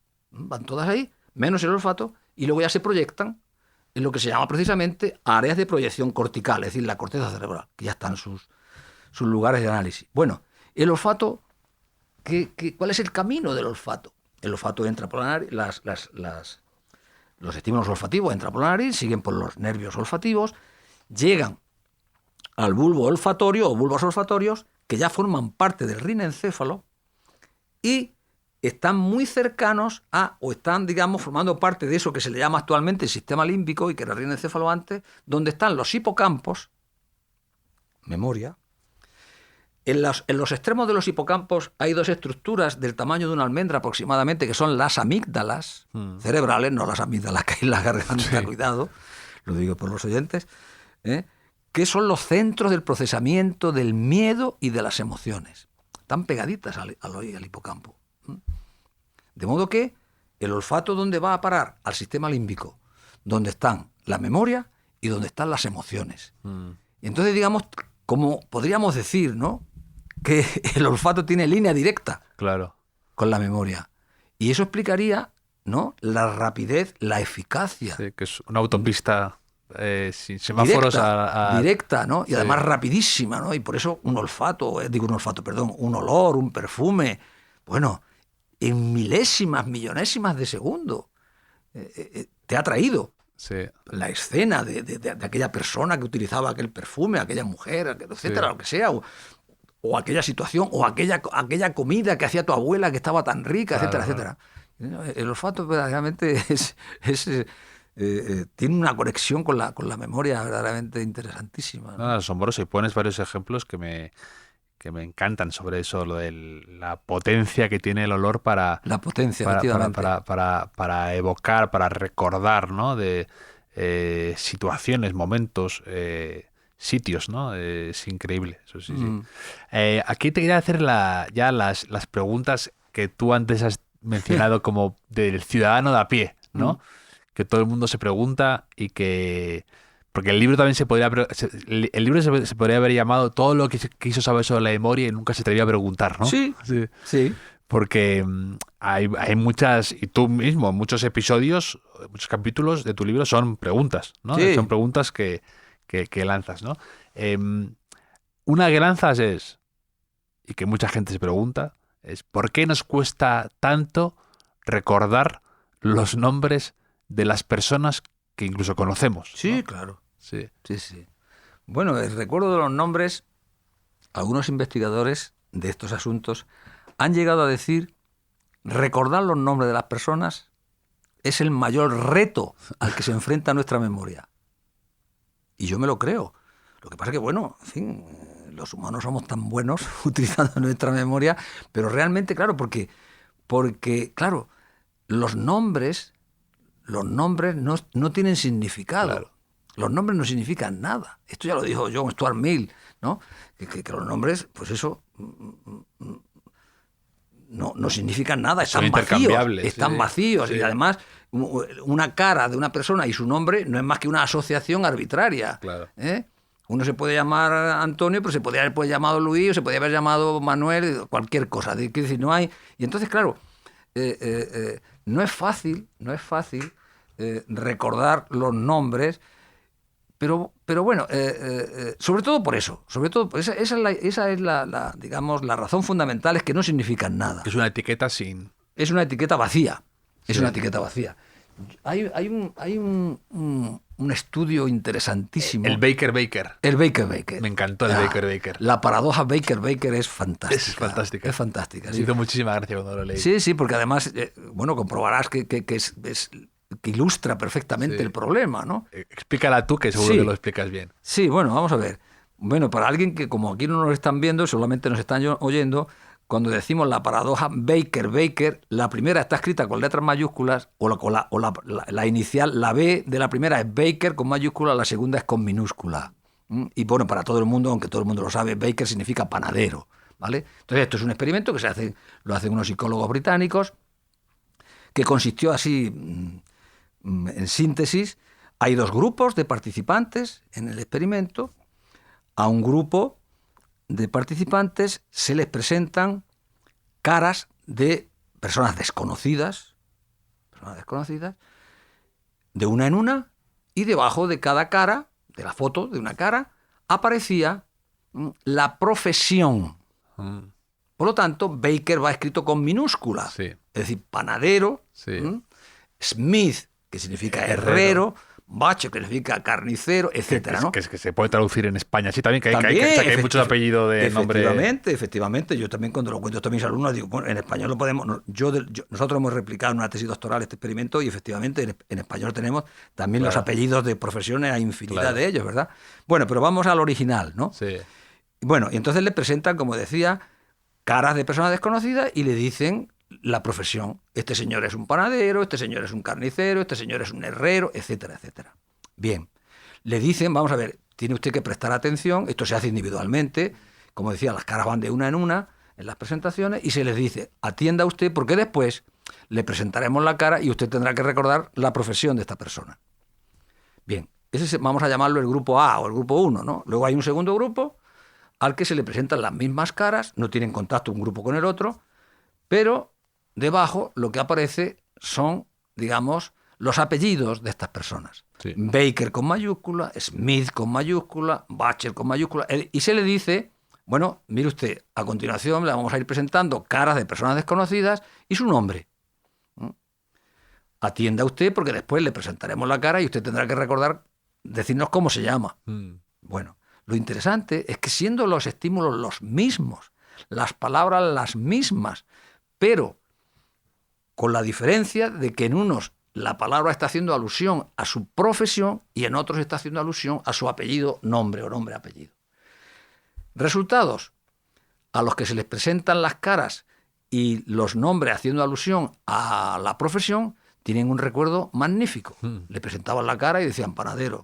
Es decir, había un recuerdo magnífico, había un recuerdo altísimo. Sí, pero cuando era el apellido... Y sin embargo, a los que se les presentó la cara con el nombre o el apellido, el rendimiento era muy pobre, por no decir muy malo. No recordaban prácticamente. Es Entonces, increíble, sí. ¿qué ocurre? ¿O cuál es la explicación? Pues la explicación es que, claro, cuando a ti te presentan a una persona y te dicen su profesión, inmediatamente en nuestra memoria semántica se activa una cantidad de información extraordinaria relacionada con esa palabra. Por ejemplo, si a ti te dicen, mira, panadero, y te lo imaginas, automáticamente te lo imaginas vestido de blanco, con la tahona y metiendo la hogaza en el horno, manchado de harina. Te construyes una película con esa cara. Claro. O cuando dice, mira, es peluquera, pues entonces te la imaginas pues en un salón de belleza, de peluquería, con todos los mejunjes allí de la peluquería, los peines, los no sé qué. Pero claro, a ti te dicen, Javier, Juan, panadero, carnicero, y es como una etiqueta su nombre. Sí, no se activa todo ese conocimiento que hay en tu memoria semántica, porque lo que tú estás tratando es de recordar, con lo cual en memoria episódica o en memoria autobiográfica no está esa información. Ese es un estímulo, una palabra para ti vacía. Sí. Vacía, eso no tiene... Claro, cuando te hacen ver, no, que claro, el señor panadero o don Juan Panadero, es que además, ¿no ha caído usted en la cuenta que además panadero es el nombre de una profesión? Pero tú no caes en la cuenta de eso. No, ya estás tan acostumbrado a que haya apellidos así en tu cabeza desde el colegio y tal, que tienes compañeros que no son panaderos, evidentemente, es un nombre, es un apellido. Es un nombre. Entonces ya lo has quitado de todo. O herrero, por ejemplo, claro. o torres, que tan frecuente en español. Tú no te imaginas unas torres, sino que sencillamente torres, ya está, lo que sea, ¿no?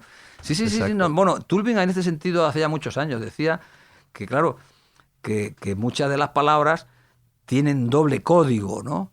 Por ejemplo, tú tienes una persona conocida que se llama Dolores y tú en ningún momento piensas en el dolor. Claro. Por ejemplo, ¿no? Que es también una... O Soledad, ¿no? O Soledad. Que es un nombre que me parece muy bonito, pero que evoca algo triste, ¿no? Pero que yo tengo una amiga que se llama Soledad y no pienso en... No viene a la cabeza la soledad. Y además, cuando tú luego lees una frase o oyes una frase, ¿no? Estaba lloroso en su soledad, en su casa... Tampoco piensas en tu amiga. Claro, no te evoca tampoco la amiga. Quiero decir que sí, las representaciones mentales de las palabras, cuando tienen doble código, ya no se asocian. Claro. Ya no se asocian. Bueno, entonces, volviendo al recuerdo de los nombres. El recuerdo de los nombres, como decíamos antes, hombre, en la gente sana, joven, por lo general. Luego hay muchos factores que están también determinando, evidentemente, la fuerza de la asociación. Eso es evidente, eso no podemos obviarlo, claro, porque como he dicho antes, un nombre, cuando tú te aprendes el nombre de una persona, lo que se produce fundamentalmente es una asociación entre la cara de esa persona y su nombre. Claro, el uso el uso hace que la asociación sea cada vez más fuerte, de modo que a ti difícilmente, bueno, por no decir imposible, en una persona sana no se te va a olvidar ni el nombre de tu madre, ni el nombre de tu padre, ni el nombre de tus hermanos, de tus hermanas, de tus tíos, de tus primos, de tus amigos. Se te puede olvidar el nombre, pues eso, de una persona que a lo mejor la ves muy de cuando en cuando, muy de tarde en tarde, ¿no? Por lo tanto, la frecuencia de uso es fundamental también. Claro. Claro, entonces, una cosa es el problema con la gente en general de la dificultad del recuerdo de los nombres. Luego ya, claro, nos encontramos con que cuando entramos ya en el terreno del envejecimiento, de lo que más se quejan las personas mayores, de lo que más se quejan, por lo menos según mi experiencia, Sí. es del olvido de los nombres. Ya. Y además te lo dicen a veces con una pena. Sí. Por eso un caso de una mujer que habla de que una señora que no se acuerda de los nombres de su vecina y que la conoce toda la vida y que se le olvidan y se le va y que... Y que toma como decisión no salir a la calle. Que eso fue lo que me pareció, porque claro que eso me pasó a mí. Cuando me dice, ¿sabes lo que he decidido? Que ya no me voy a salir a la calle. Digo, ¿cómo? No, Ya. mujer, ¿cómo vas a hacer eso? Ya. Claro, porque es que también, como todos sabemos, ¿no? El nombre de una persona, decirle a una persona su nombre correcto, es un acto social digamos, de una relevancia extraordinaria. Porque todos sabemos por experiencia, digamos, cómo te disgusta, ¿no? Y cómo no te gusta, por lo Sí. menos, que alguien te diga Antonio si tú te llamas José María Sí. o te diga Manuel si te llamas Javier. Eso no te gusta, ¿no? Es decir, ahí... Y claro, cuando alguien te dice tu nombre, pues también, digamos, Claro. sientes pues una especie de alegría y de gozo, como diciendo, mira, sabe cómo me llamo. Quiero decir, los nombres son de una extraordinaria relevancia social. Cuando una persona mayor se da cuenta de esa dificultad que tiene, progresiva, de que cada vez recuerda menos los nombres de las personas con las que se ha estado relacionando toda su vida, no es de extrañar que esa persona tome decisiones. Hombre, la convencí para que saliese, ¿eh? Puedo Sí. decir respecto a este caso, ¿verdad? Que refería, que además era una familiar mía. Pero claro, no es de extrañar que alguien te diga, no, es que yo no puedo salir a la calle. Y Claro. ella me dice buenos días tal y yo no le... Claro. Mira, ya no salgo más a la calle. Pero bueno, Solucionado. Hay otra pregunta, la segunda, que de estas de preguntas y mitos, ver. ¿por qué sentimos que el tiempo se acelera con la edad? Ah, Y esta aquí me encantó cómo la tratas, te diré. Porque aquí hay un momento en el que hablas de cómo en el colegio un recreo de 15 minutos te parecía la eternidad, te daba tiempo a pelearte con un amigo, jugar al fútbol, que te dejara tu novia e ir a desayunar algo y leer el periódico. Y los veranos eran largos e interminables. sí. Y ahora se nos pasa no ya un año, sino una década así en un chasquido de dedos, ¿no? Y que decía Buñuel eso de que el tiempo no siempre es el mismo, ¿no? ¿Y por qué nos ocurre eso, no? Que es algo muy habitual, que a mí la gente me diga, se me ha pasado el año así, volando. Como de repente voy cumpliendo años y ya pienso en lustros casi, más que en... Sí. Sí, este es un fenómeno verdaderamente muy sorprendente y que además experimentamos todas las personas a partir de una determinada edad, ¿no? Cuanto más mayor eres, digamos, el tiempo, la ilusión, porque es una ilusión perceptiva, el tiempo va a su ritmo, ¿no? Pero tu percepción de ese tiempo cambia a una velocidad verdaderamente sorprendente, ¿no? Y eso, como digo, cuanto más años tienes, desgraciadamente, te lo digo porque tú eres joven. No, pero me lo decía una tía abuela mía, fíjate esto, me claro. decía lo de cómo me lo construía, que me encantaba, la frase era, a mi edad los días, o sea, me decía, los días pasan a ser meses, los meses años, y como que hay un cambio de escala, digamos. Sí. Lo que antes te parecía a ti lo que te duraba a ti un mes, ahora realmente es un año, ¿no? Sí. Ya, sí. Bueno, vamos a ver que como te iba a decir, ha habido también muchos intentos explicativos de ese fenómeno. Y para mí hay una explicación que es la que recojo, aparte de mencionar alguna otra en el libro, ¿no? Bueno, por cierto, con eso acaba el libro, con eso acaba el tratado, ¿verdad? Sí. Porque el tiempo vuela cuando nos hacemos mayores, ¿no? Porque es que es así, ¿verdad? Literalmente es que vuela, ¿no? Entonces, yo he leído, me informé bastante sobre este fenómeno y sobre las distintas explicaciones que se han ido dando con el transcurso de los años.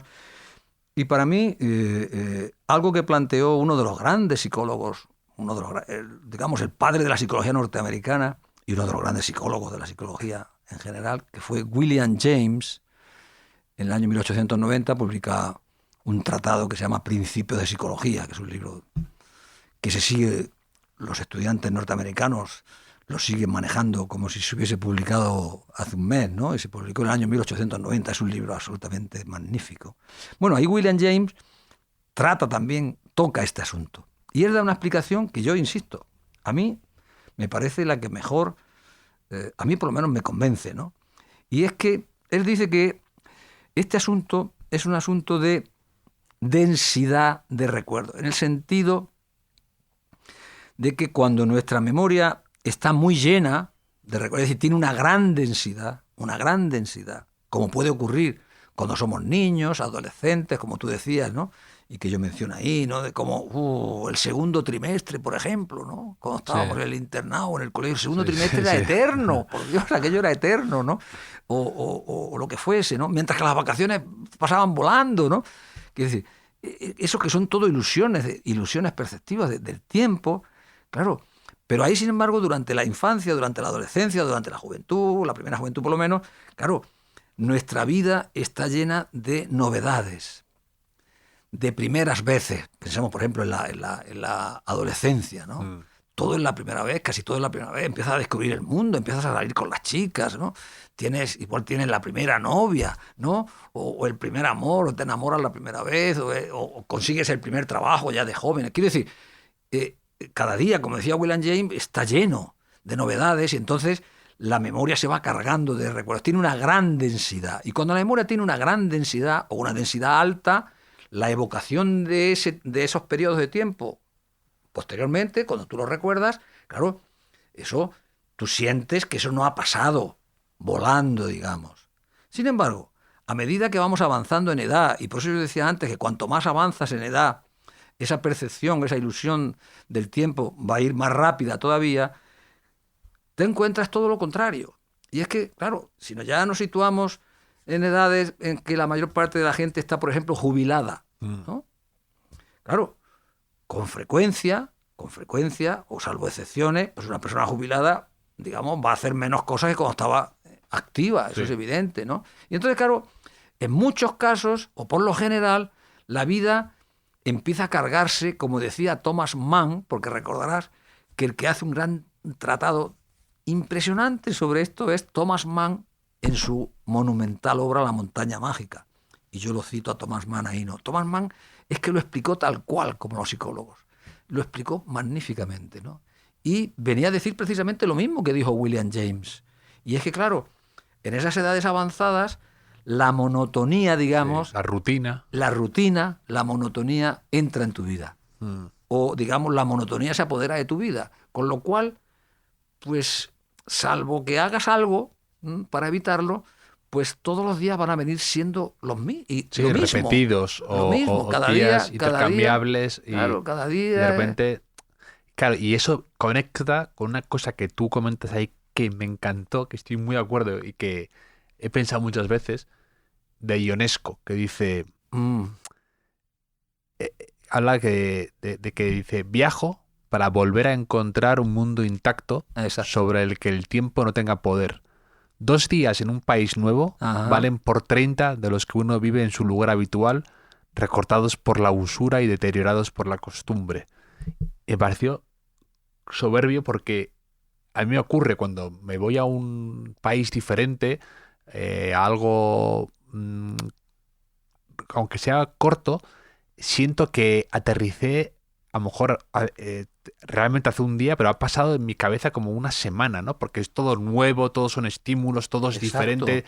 Es tu cabeza está mucho más receptiva a todo cosas diferentes. Aquí se hace esto así, aquí esto es de otra manera, aquí esto es nuevo, esto es diferente, esta comida, este sabor, este color, este olor. Y claro, de repente el tiempo se expande y luego se contrae otra vez, ¿no? Exactamente. Eso se parece increíble. No, además eso nos ha pasado a todos. Yo creo que eso le pasa a todo el mundo, ¿no? Tú vas a una ciudad nueva o a un país nuevo, en fin, a un lugar que no conoces y los primeros días se te hacen larguísimos. Bueno, larguísimos, pero no en el sentido de pesados, sino riquísimos en estímulos y en acontecimientos. Y entonces, claro, pero por eso cuando dice Ionesco, yo 2 días en un lugar extranjero me sirve más que... Sí, pero fíjate, Javier, que si estás en ese lugar nuevo 1 mes o 2 meses... Ya vuelves a... Te das cuenta, además tienes una percepción clarísima y dices, qué barbaridad, los primeros días que lentos iban y ahora ya va todo deprisa y enseguida nos vamos. Quiere decir es que es así, ¿verdad? ¿Por qué? Porque ya te has acostumbrado a decir, claro, tú cuando llegas a un lugar nuevo es que te llama la atención absolutamente todo. Todo, sí, el anuncio del metro, el todo. El olor, la calle, las aceras, los árboles, los letreros, las farolas, las cosas más simples. Sí. Todo te llama la atención, claro. Algo que antes yo trataba de también, me parece que he mencionado, claro, en cuanto algo recibe atención, entran en funcionamiento los procesos de codificación de memoria y eso entra en memoria. Claro, entonces, hasta las cosas más sencillas y más sin importancia es que empiezan a ocupar lugar en tu memoria porque lo estás procesando y analizando todo. Claro, todo es de una riqueza, porque como es nuevo, estás en ese lugar nuevo, con lo cual los primeros días, y esto además, es que todo el mundo...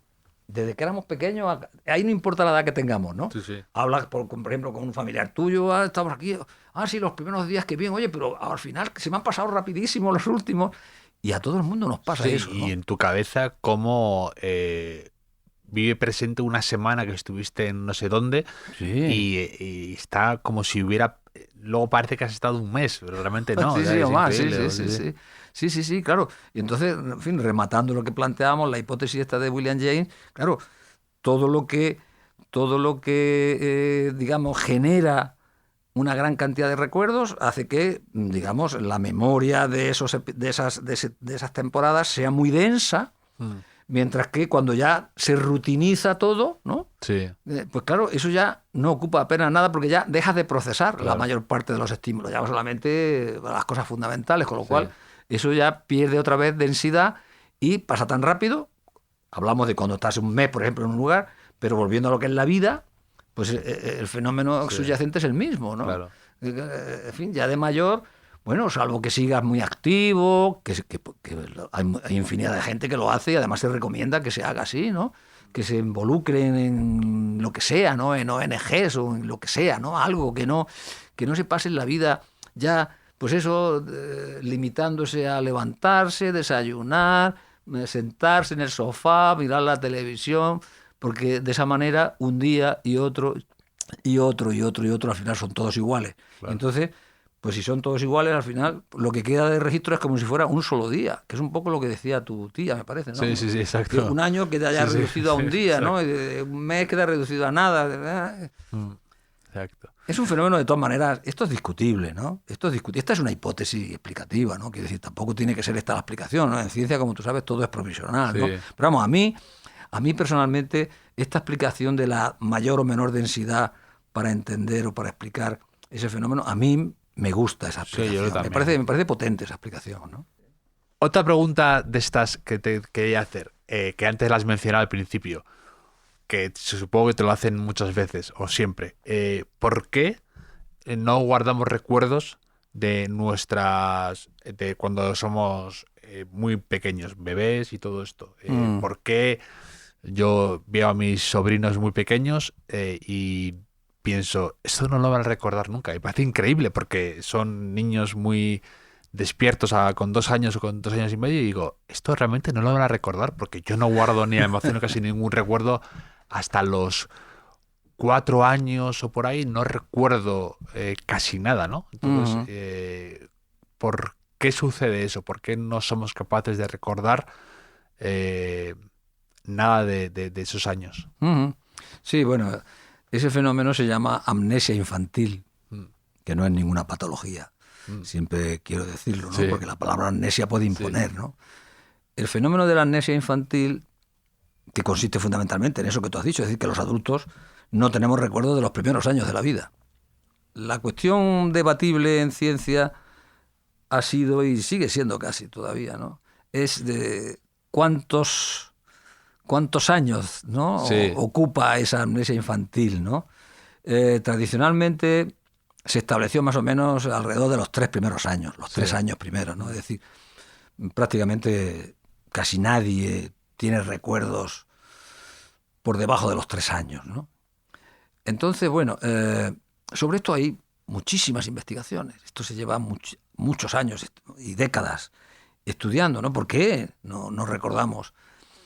¿Por qué no quedan recuerdos de esos primeros, ese primer periodo de la vida, ¿no? Entonces, bueno, la explicación, hay muchas explicaciones, pero en fin, yo creo que hoy se conoce bastante bien por qué no tenemos recuerdos. Porque claro, cuando se habla de este asunto hay que siempre establecer una distinción, y es que eso no quiere decir que los niños no tengan memoria. Claro. Cuidado. Porque son capaces de recordar una voz, o son capaces de... Por supuesto. Vamos a ver. Es que, claro, cuando se habla de recuerdos, en sentido estricto, ¿no? Como antes lo planteaba yo, es decir, un recuerdo no es cualquier contenido de cualquier sistema de memoria, no. Un recuerdo es el contenido de la memoria autobiográfica.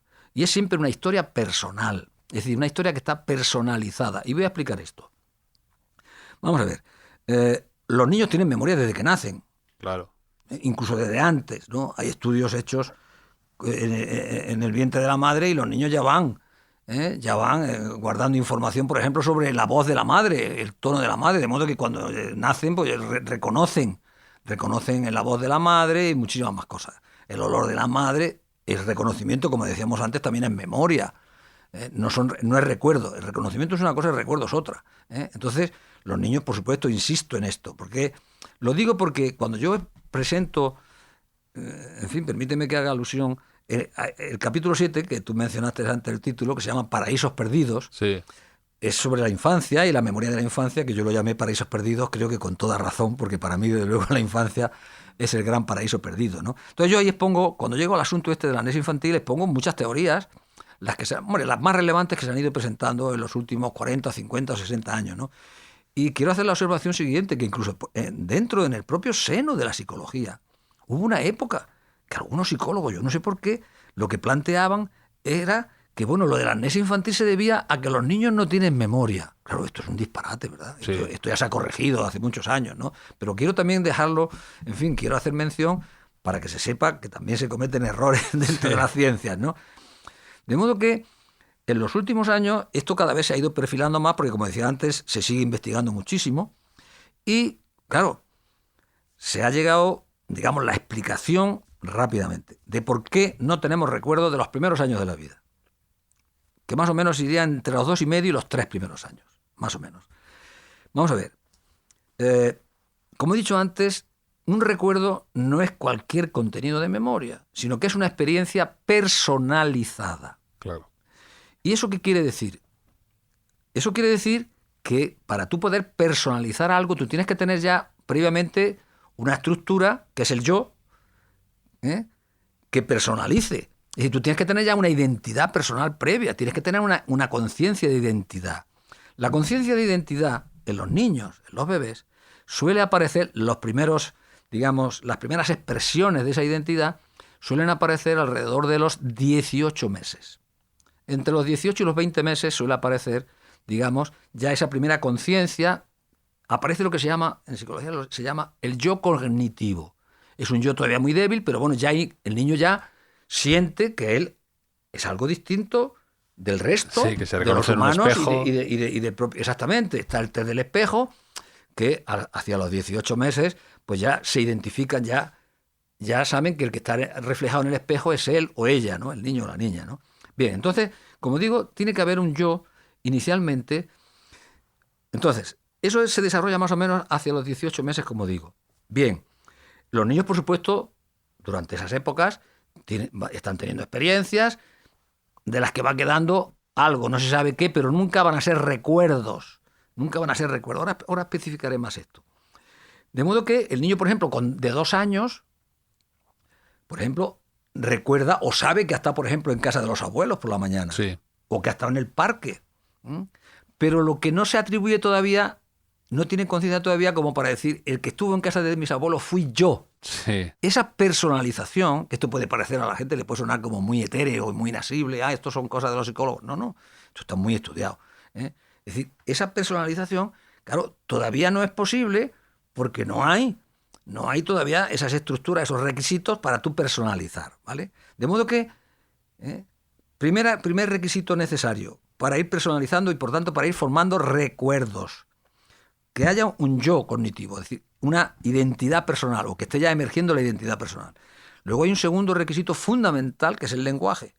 Claro, que no puedes sujetar esos recuerdos porque no puedes ponerle un nombre a las cosas a veces, ¿no? No, porque Javier, date cuenta, como ya hemos dicho antes, un recuerdo siempre es una historia. Claro. Un recuerdo siempre es una narración. Claro, si tú no tienes el lenguaje, si tú no tienes las herramientas del lenguaje, porque no solamente el lenguaje, sino que tienes que tener las herramientas narrativas. Sí. No es suficiente con que el niño ya balbucee y diga 2 o 3 palabras. No, tiene que tener ya lo que sean las herramientas narrativas, que implica saber construir oraciones, aunque sean muy sencillas, manejar las subordinadas. Quiero decir, las herramientas para construir una historia, una narración.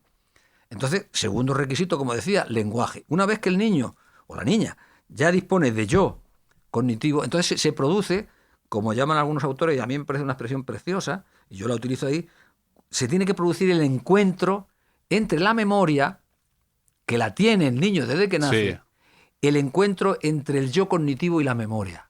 Cuando se produce ese encuentro, que es más o menos ahora se dice ya que hacia los 2 años y medio, pero entre los 2 años y medio y 3, entonces el niño, la niña, ya está capacitado para ir formando recuerdos, aunque sean recuerdos muy sencillos. Muy sencillos. Bien, eso por lo tanto serían 2 factores cognitivos, tipo cognitivo, pero luego se ha descubierto también un tercer factor neurobiológico que es muy interesante y que viene a corroborar un poco lo que estábamos diciendo. Y me quiero referir a lo siguiente. Se ha comprobado que durante los 5 primeros años de la vida de todo ser humano, durante los 5 primeros años, en nuestros hipocampos, esas estructuras fundamentales de la memoria, no lo olvidemos, hay un nivel de neurogénesis altísimo, es decir, de generación de neuronas nuevas en los hipocampos. Y entonces, claro, al descubrirse este fenómeno, inmediatamente los estudiosos, tanto en el ámbito de la neurociencia cognitiva como de la psicología cognitiva de la memoria, inmediatamente cayeron en la cuenta y dijeron, cuidado, este factor puede ser un factor distorsionador de recuerdos, porque esa neurogénesis, esa generación de neuronas nuevas, puede alterar los procesos de consolidación de los recuerdos, esos primeros recuerdos que tiene el niño, o en cualquier caso puede distorsionar los circuitos que ya estaban formados de esos recuerdos. De modo que se hacen experimentos que son muy bonitos en el sentido siguiente. A los mismos niños se les entrevista, por ejemplo, cuando tienen 4 años y cuando tienen 7 años, a los mismos niños. Cuando tienen 4 años, recuerdan acontecimientos, por ejemplo, de cuando tenían 3 años o 3 años y medio, y los recuerdan muy bien, niños de 4 años. Bueno, sin embargo, cuando a los mismos niños se entrevista a los 7 años y se le pregunta por aquello que habían contado cuando tenían 4, dice que eso no lo han pasado jamás a ellos. No recuerdan nada de cuando tenían 4 años. Con lo cual, dicen, cuidado, que la amnesia infantil no es algo exclusivo de los adultos. La amnesia infantil es algo que se está produciendo durante toda la infancia. Es decir, que los niños de 7 años o de 6 años, si han formado recuerdos con 4, hay una altísima probabilidad de que los hayan olvidado. Claro. Sí, no, tiene todo el sentido. Sí. Entonces, cerrando el asunto, ¿no? ¿Por qué no tenemos recuerdos de los primeros años de la vida? Por toda esa serie de factores, es decir, porque un recuerdo no es una memoria cualquiera, no es un contenido de memoria cualquiera. Un recuerdo es algo personalizado que tiene que ir acompañado de esa conciencia autonoética, es decir, de que yo sé que el que ha estado aquí hoy contigo soy yo. Eso, claro. Mañana, pasado, etcétera, voy a saber que soy yo. No es algo que me han contado. O al niño o el adulto, cuando esos recuerdos falsos de la infancia, ¿no?, que yo menciono algunos tan bonitos, ¿no? Claro. Lo interesante de los recuerdos falsos, y perdona que salte a esto, no me lo has preguntado, pero bueno. No, es la siguiente. ¿Sí? Mira, los falsos recuerdos. Que tú hablas de... Pones algún caso, además, ¿no? De cómo... Pongo algunos, sí. Cómo nos construimos cosas que no han sucedido nunca. Nunca. Y ahí es un tema que me fascina, ¿eh? Creo que te vas a referir a otro que menciono, que es el que se utiliza casi siempre como ejemplo, que es magistral.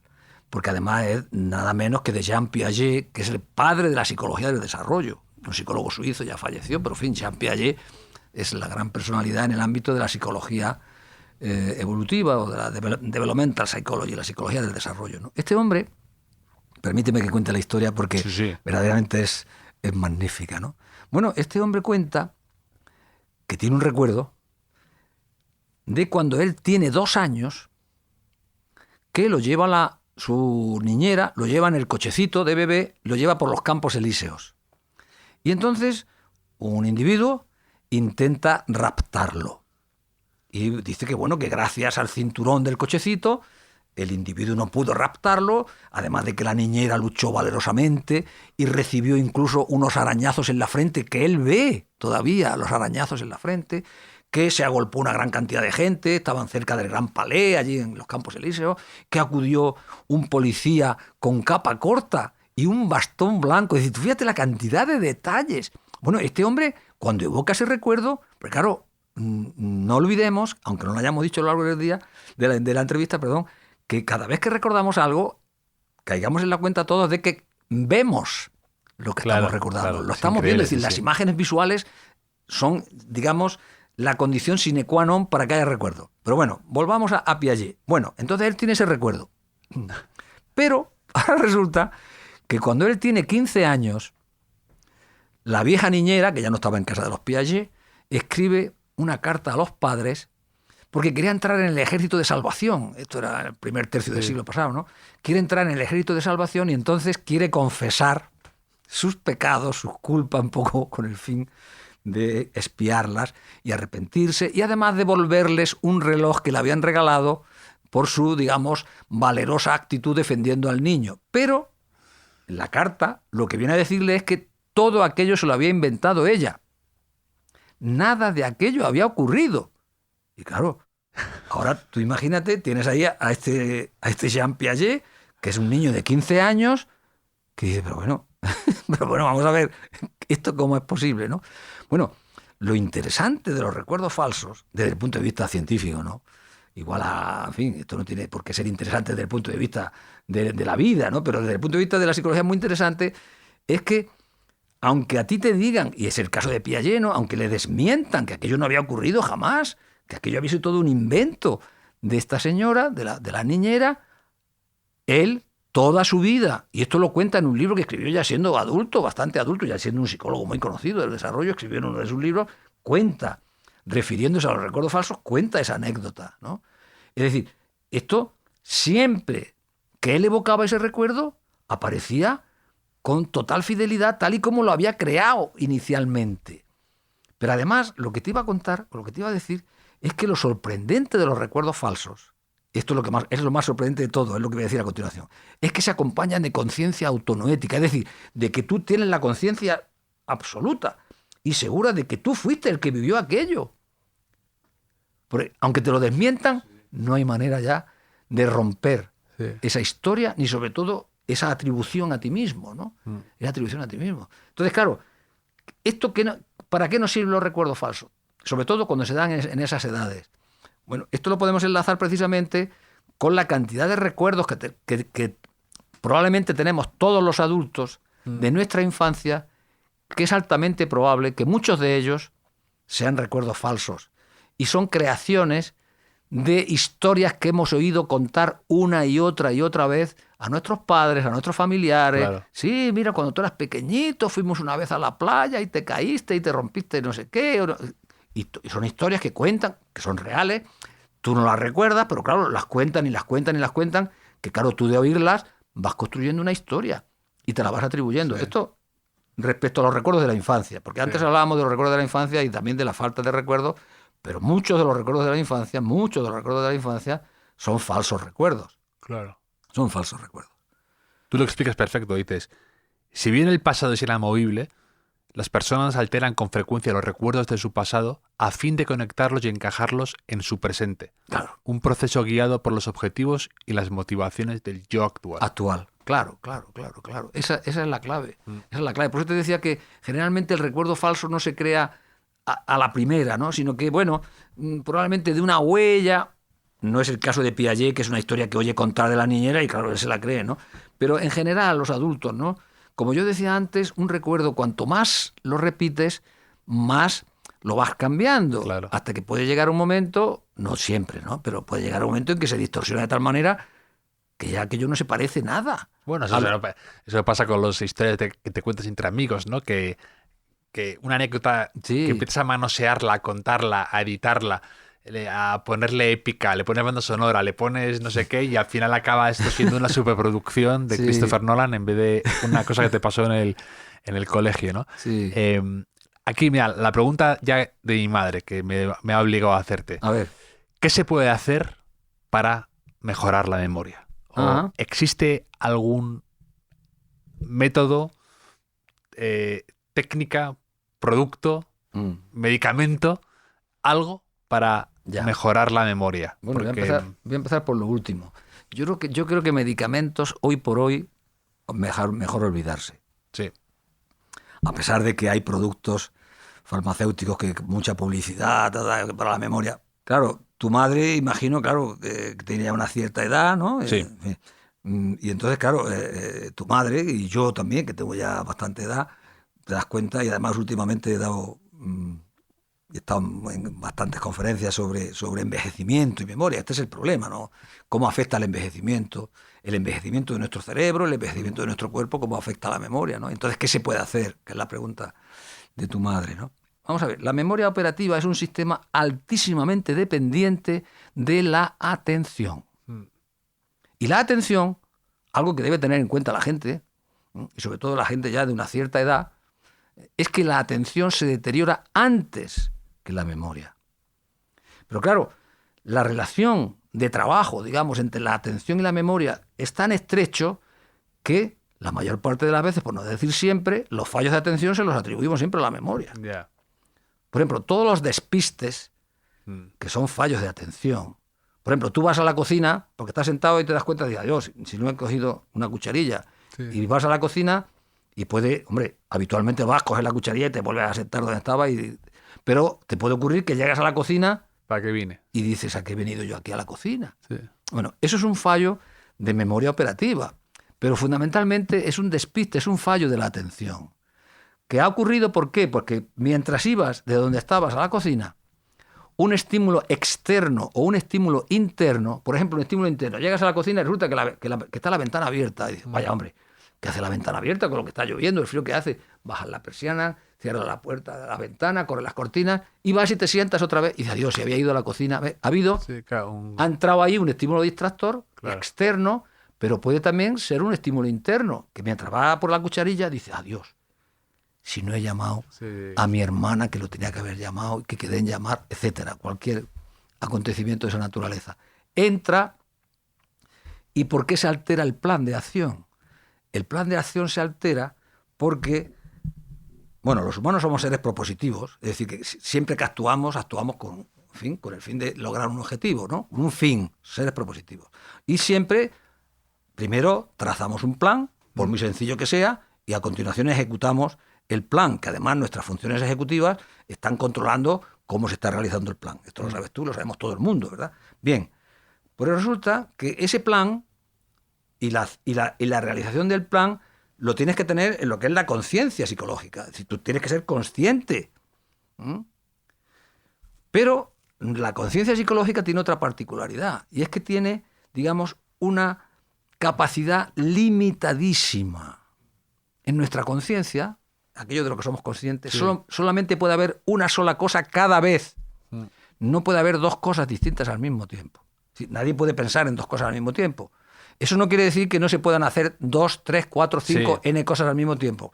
Porque lo que hace es que vas cambiando de una a otra tu atención o automatizas algunas y las otras, etcétera. Pero en fin, lo digo porque algunos cuando he planteado esto me han dicho, pues yo puedo hacer 3 cosas al mismo tiempo. Bueno, y sí, yo, pero eso no es de lo que estamos hablando. Sí, claro, entonces, que a veces ahí entra lo procedimiento que tú has dicho, ¿no? Cuando vamos en piloto automático, ¿no? Que tú vas conduciendo, algo que muchas veces la gente me dice, ¿no? Que va conduciendo y aparca y dice, no sé cómo he llegado aquí. Exactamente. Que se ha puesto a pensar en otras cosas y como sabe hacer todo bien, todos los mecanismos, el cambio de carril y no sé qué, aparcar. Sí. Eso nos ocurre a todos alguna vez, los que conducimos y tal. Yo cantidad de veces cuando voy de la facultad a mi casa, muchas veces, alguna vez, ¿no? Digo, ahora, no me acuerdo del tramo cómo lo he conducido, ¿no? Sí, Pero exacto, bueno, exacto. esos son los automatismos, efectivamente. Bien, entonces, pero volviendo a la memoria operativa, ¿no? Que como digo, es la más vulnerable de todas, ¿eh? Pero sobre todo por su dependencia de la atención. Entonces, como está el plan, y en el plan, ese plan, no, si eres consciente de ese plan, no puede entrar otro. Claro. Como entra el estímulo distractor, externo o interno, ese plan lo echa fuera de la conciencia. Sí. Y dice, ¿a qué vine yo a la cocina? Sí. Bien, entonces, Ahí pasa mucho. primer consejo para las personas que empiecen a notar algo de su deterioro. Pero ven, yo también quiero hacer un pequeño paréntesis. El envejecimiento no es la causa, como yo recalco en el libro, no es la causa del deterioro de memoria que sufren muchas personas, pero no todas. Sí. La vejez no es la causa. Se ha estado atribuyendo a la vejez hasta hace nada, pero ya los estudios más recientes te ponen de manifiesto que, digamos, el funcionamiento de tu memoria en la vejez, eso ya viene determinado por todo el ciclo de tu vida entera, Sí. desde que naciste. Dicen los neurocientíficos, desde que has nacido, ya están, el cerebro ya está recibiendo marcas que quedan ahí, que van a determinar después, Sí. etcétera. Pero volviendo a qué se puede hacer con la memoria, primero, como decíamos, atención a la atención, y valga la redundancia. Sí. Es decir, las personas mayores tenemos que ser conscientes de que efectivamente ahora ya, con la edad que tiene uno, tienes que prestar especial atención a determinadas cosas que antes las hacías pues con un mínimo de atención. Sí. Ahora, porque somos muy... Es que con la edad aumenta también la distraibilidad. Es decir, la atención se hace más lábil. Sí. Y cualquier estímulo la atrae, la captura. Claro. Y entonces te distraes. Entonces, fundamental, insisto, Atención a la atención. antes de pensar en la memoria, pensemos por favor en la atención. Prestemos más atención cuando estemos haciendo algo, cuando nos estén diciendo algo, cuando nos están dando un número para una cita del médico, en fin, cualquier cosa, ¿verdad? Hay que prestar una atención extra, hay que prestar una especial atención. ¿Por qué? Pues porque el cerebro ya se ha ido deteriorando algo y entonces eso está afectando a los sistemas atencionales. Eso hace que la memoria operativa, que es la que más falla, es la que más fallos tenemos. Yo a diario tengo infinidad de fallos de mi memoria operativa y mi mujer también, nos reímos. No me preocupa porque, bueno, se lo resuelvo, pero que vas a una parte de la casa por una cosa o vuelves y se te olvida aquello que has sido o otra cosa que dijiste que ibas a hacer al mismo. Quiero decir que sí, la memoria operativa, pero como es altamente dependiente de la atención, ¿cómo se puede, digamos, compensar eso? Pues, digamos, prestando más atención de la que habitualmente hemos prestado. Sí. Luego, el otro sistema, como decía antes, que es también especialmente vulnerable, es la memoria episódica. La memoria episódica es la parte de la memoria operativa que procesa, que analiza las características sensoriales y perceptivas y afectivas de los acontecimientos, de las experiencias que tenemos. Los colores, la gente, la ropa que llevaban puesta, la casa, el edificio y las emociones que sentiste. Es decir, todos los aspectos, como digo, sensorio-perceptivos y emocionales. Claro, lo que se comprueba también es que la formación de un recuerdo exige muchísima atención, aunque no nos demos cuenta. Porque claro, no solamente tu memoria guarda el evento central, ¿no? Por ejemplo, un cumpleaños. Nos han invitado a un cumpleaños o estamos celebrando nuestro cumpleaños. Claro, ese es el evento central. Pero después, cuando te preguntan, bueno, ¿y quién estuvo? Dices, bueno, yo ya no me acuerdo. O, oye, por cierto, ¿y qué? ¿Te hicieron muchos regalos? ¿Qué comisteis? ¿Qué bebisteis? Sí. ¿De qué hablasteis? Esos ya son los detalles periféricos. Entonces, claro, si tú quieres recordar todo eso, si tú quieres formar un recuerdo en el que estén todos esos componentes, eso exige unos recursos atencionales altísimos. Es decir, la memoria autobiográfica es el sistema de memoria que más atención consume. Esto es otro dato de la psicología. Entonces, claro, volvemos de nuevo, como ves, a la atención. O sea que los dos sistemas especialmente vulnerables con la edad de memoria, los dos exigen mucha atención.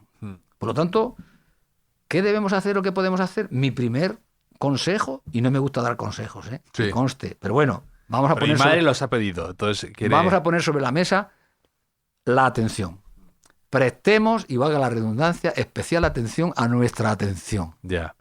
Y no nos preocupemos, y no hay que preocuparse. Lo digo también por tu querida madre, ¿no? Sí, va a estar esperando que le dijeras think o algo así. No, Sí. no, es que bueno. Sí, te entiendo. Recursos milagrosos no existen No, para estas por cosas. el momento, Sí. aunque muchos de ellos se hace publicidad, pero no. ¿Qué es el pico de reminiscencia que hablas Sí. de él? Que me parece muy bonito también, poético también. Sí, sí, sí. El pico de reminiscencia es un fenómeno muy interesante y los que ya lo hemos vivido, lo estamos viviendo, es una cosa muy, muy agradable. El pico de la reminiscencia, o ese fenómeno, bueno, el pico es el nombre que se le da porque cuando se representa gráficamente, pues aparece una Claro. jiba ahí, ¿no? Que se le llama el pico de la reminiscencia. Bueno, concretamente el fenómeno de la reminiscencia yo lo trato como una ganancia del envejecimiento, Sí. porque el planteamiento que yo hago en el último capítulo, que es sobre el envejecimiento, a mí me han dicho algunos colegas y amigos, oye, vaya planteamiento optimista que haces del envejecimiento, ¿no? Digo, sí, pero con datos, porque estoy convencido. Es decir, el envejecimiento tradicionalmente o todavía se sigue manteniendo en muchísimos contextos como algo totalmente siempre negativo, Muy similar negativo. de pérdida, de deterioro, etcétera, etcétera. Y bueno, el envejecimiento, cuando se está analizando, en fin, como se está analizando en los últimos años, por supuesto, hay deterioros, por el deterioro natural de nuestro organismo, pero durante el envejecimiento también hay muchas ganancias, muchas ganancias. Una de ellas es la reminiscencia. Sí, me parece Y muy esto bonito. lo planteó la primera vez un psiquiatra norteamericano, Butler, y habló de reminiscencia porque él lo que planteó es que a partir de cierta edad él decía todas las personas, pero bueno, esto se ha visto que en realidad todas las personas no, pero una gran mayoría de personas sí, ¿no? Dice que llegada a cierta edad hacen una revisión de su vida. Sí. Él publicó un artículo que se llamaba The Review of Life. Entonces, pero claro, y entonces habló precisamente de que, bueno, esto es algo que hacemos, y esto es verdad, esto lo hacemos en distintas formas, no tienes por qué escribirlo. Sí. Lo puedes hacer sencillamente pues, en tus reflexiones, en determinados momentos, pues oye, echas marcha atrás y revisas un poco determinados periodos de tu vida o tu vida en general. Esto es una cosa que uno lo puede estar haciendo incluso con cierta frecuencia, ¿no? No tiene nada de extraño, ¿no? Pero sobre todo, él lo planteaba esto, digamos, como una ganancia en el sentido de que esto cumple una función adaptativa. Porque consiste fundamentalmente en esa especie de revisión que haces de tu vida, digamos, eso se concreta en que las personas a partir de los 40 y tantos, 50 años, y cuanto más suba se ve con más claridad, experimentan una auténtica avalancha de recuerdos de una época muy concreta de su vida, que más o menos vendría indicado por una horquilla que iría de los 15 a los 25 años. Entonces, eso yo lo he experimentado, ¿eh? Tú eres muy joven todavía, igual todavía no, Javier, pero bueno, ya lo experimentarás. Y es que es verdad, tu adolescencia, sí, bueno, está ahí como una época maravillosa, pero te das cuenta a partir de un determinado momento que la tienes tan presente en tu cabeza, en tu memoria, ¿no? Que es, como digo, es una auténtica avalancha. Empiezas a recordar una cantidad de acontecimientos, de experiencias, de eventos, de días, etcétera, etcétera, absolutamente impresionante, que además generalmente son siempre recuerdos emocionalmente positivos, con lo cual juega un papel también, como decía antes, tiene una función adaptativa, ¿no? Es el efecto de la positividad. El efecto, claro que está íntimamente conectado con lo que es el efecto de positividad de la memoria, que es otra ganancia del envejecimiento, que como tú acabas de decir, eso consiste fundamentalmente en que lo que se observa es que lo que se llama la fenomenología de los recuerdos, que es toda esa serie de emociones, afectos, connotaciones emocionales, afectivas, etcétera, etcétera, en fin, lo que es, digamos, la valoración que tú haces de tus recuerdos, eso va cambiando con la edad, de modo que se va pasando de, digamos, una predominancia en la juventud, predominan los recuerdos con cargas emocionalmente negativas. Y esto yo, por propia experiencia, he comprobado que efectivamente es así. Y sin embargo, a medida que avanzas en edad, va cambiando esa fenomenología y en las personas mayores predominan los recuerdos con carga emocional positiva. Y ese es el efecto de positividad de la memoria. Y esto también es otro dato, bueno, súper estudiado por distintas vías, con distintas perspectivas y planteamientos teóricos. Se ha comprobado que el afecto negativo, esto parece, en fin, prodigioso, pero es así, se desvanece antes. Claro, es lo del sesgo del afecto evanescente, ¿no? Exactamente, el sesgo del afecto evanescente que yo he traducido así. Que sí. dices que la emoción asociada a los eventos agradables pierde menos intensidad que la emoción asociada a los eventos desagradables. Sí, es decir, que las emociones negativas se desvanecen antes, las que van asociadas al recuerdo, se desvanecen antes que las emociones positivas. Pero fíjate que me quedaba por comentarte un dato de la reminiscencia. Mira qué curioso, que eso también lo habrás oído tú probablemente referir a tus padres o a tu madre, etcétera, ¿no? Yo recuerdo de niño que mi madre o mi padre con frecuencia, cuando a lo mejor íbamos a hacer un baile, un guateque, teníamos lo que fuera, entonces era raro que no te dijeran, ay, mira, ay, mi hijo, en mi época, ahí está la frase, en mi época el baile que hacíamos era, o hablando de cine, ay, en mi época las películas, ¿no?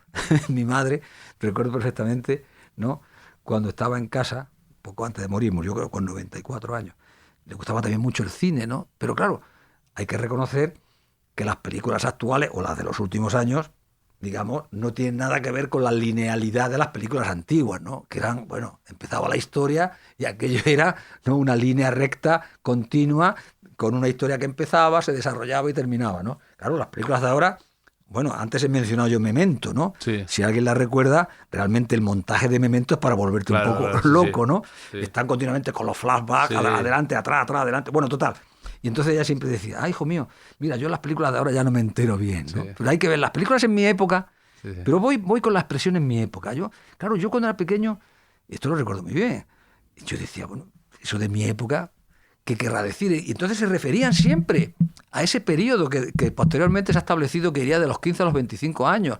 Y fíjate que, claro, decir en mi época es como si el resto de su vida ya no contase, ¿no? Cuando se forma tu personalidad, ¿no? Y cuando tú vas adquiriendo tu propia, que tú también lo hablas en el libro, ¿no? Que de repente empiezas a fabricarte y a separarte también de algún modo. Claro, a construir una historia de vida. Exacto, a construir una historia de vida con un fin y un propósito, etcétera, etcétera. Sí, y ahí es cuando emerge la identidad narrativa, ¿no? Que suele emerger hacia el final de la adolescencia, principio de la juventud, ¿no? Claro.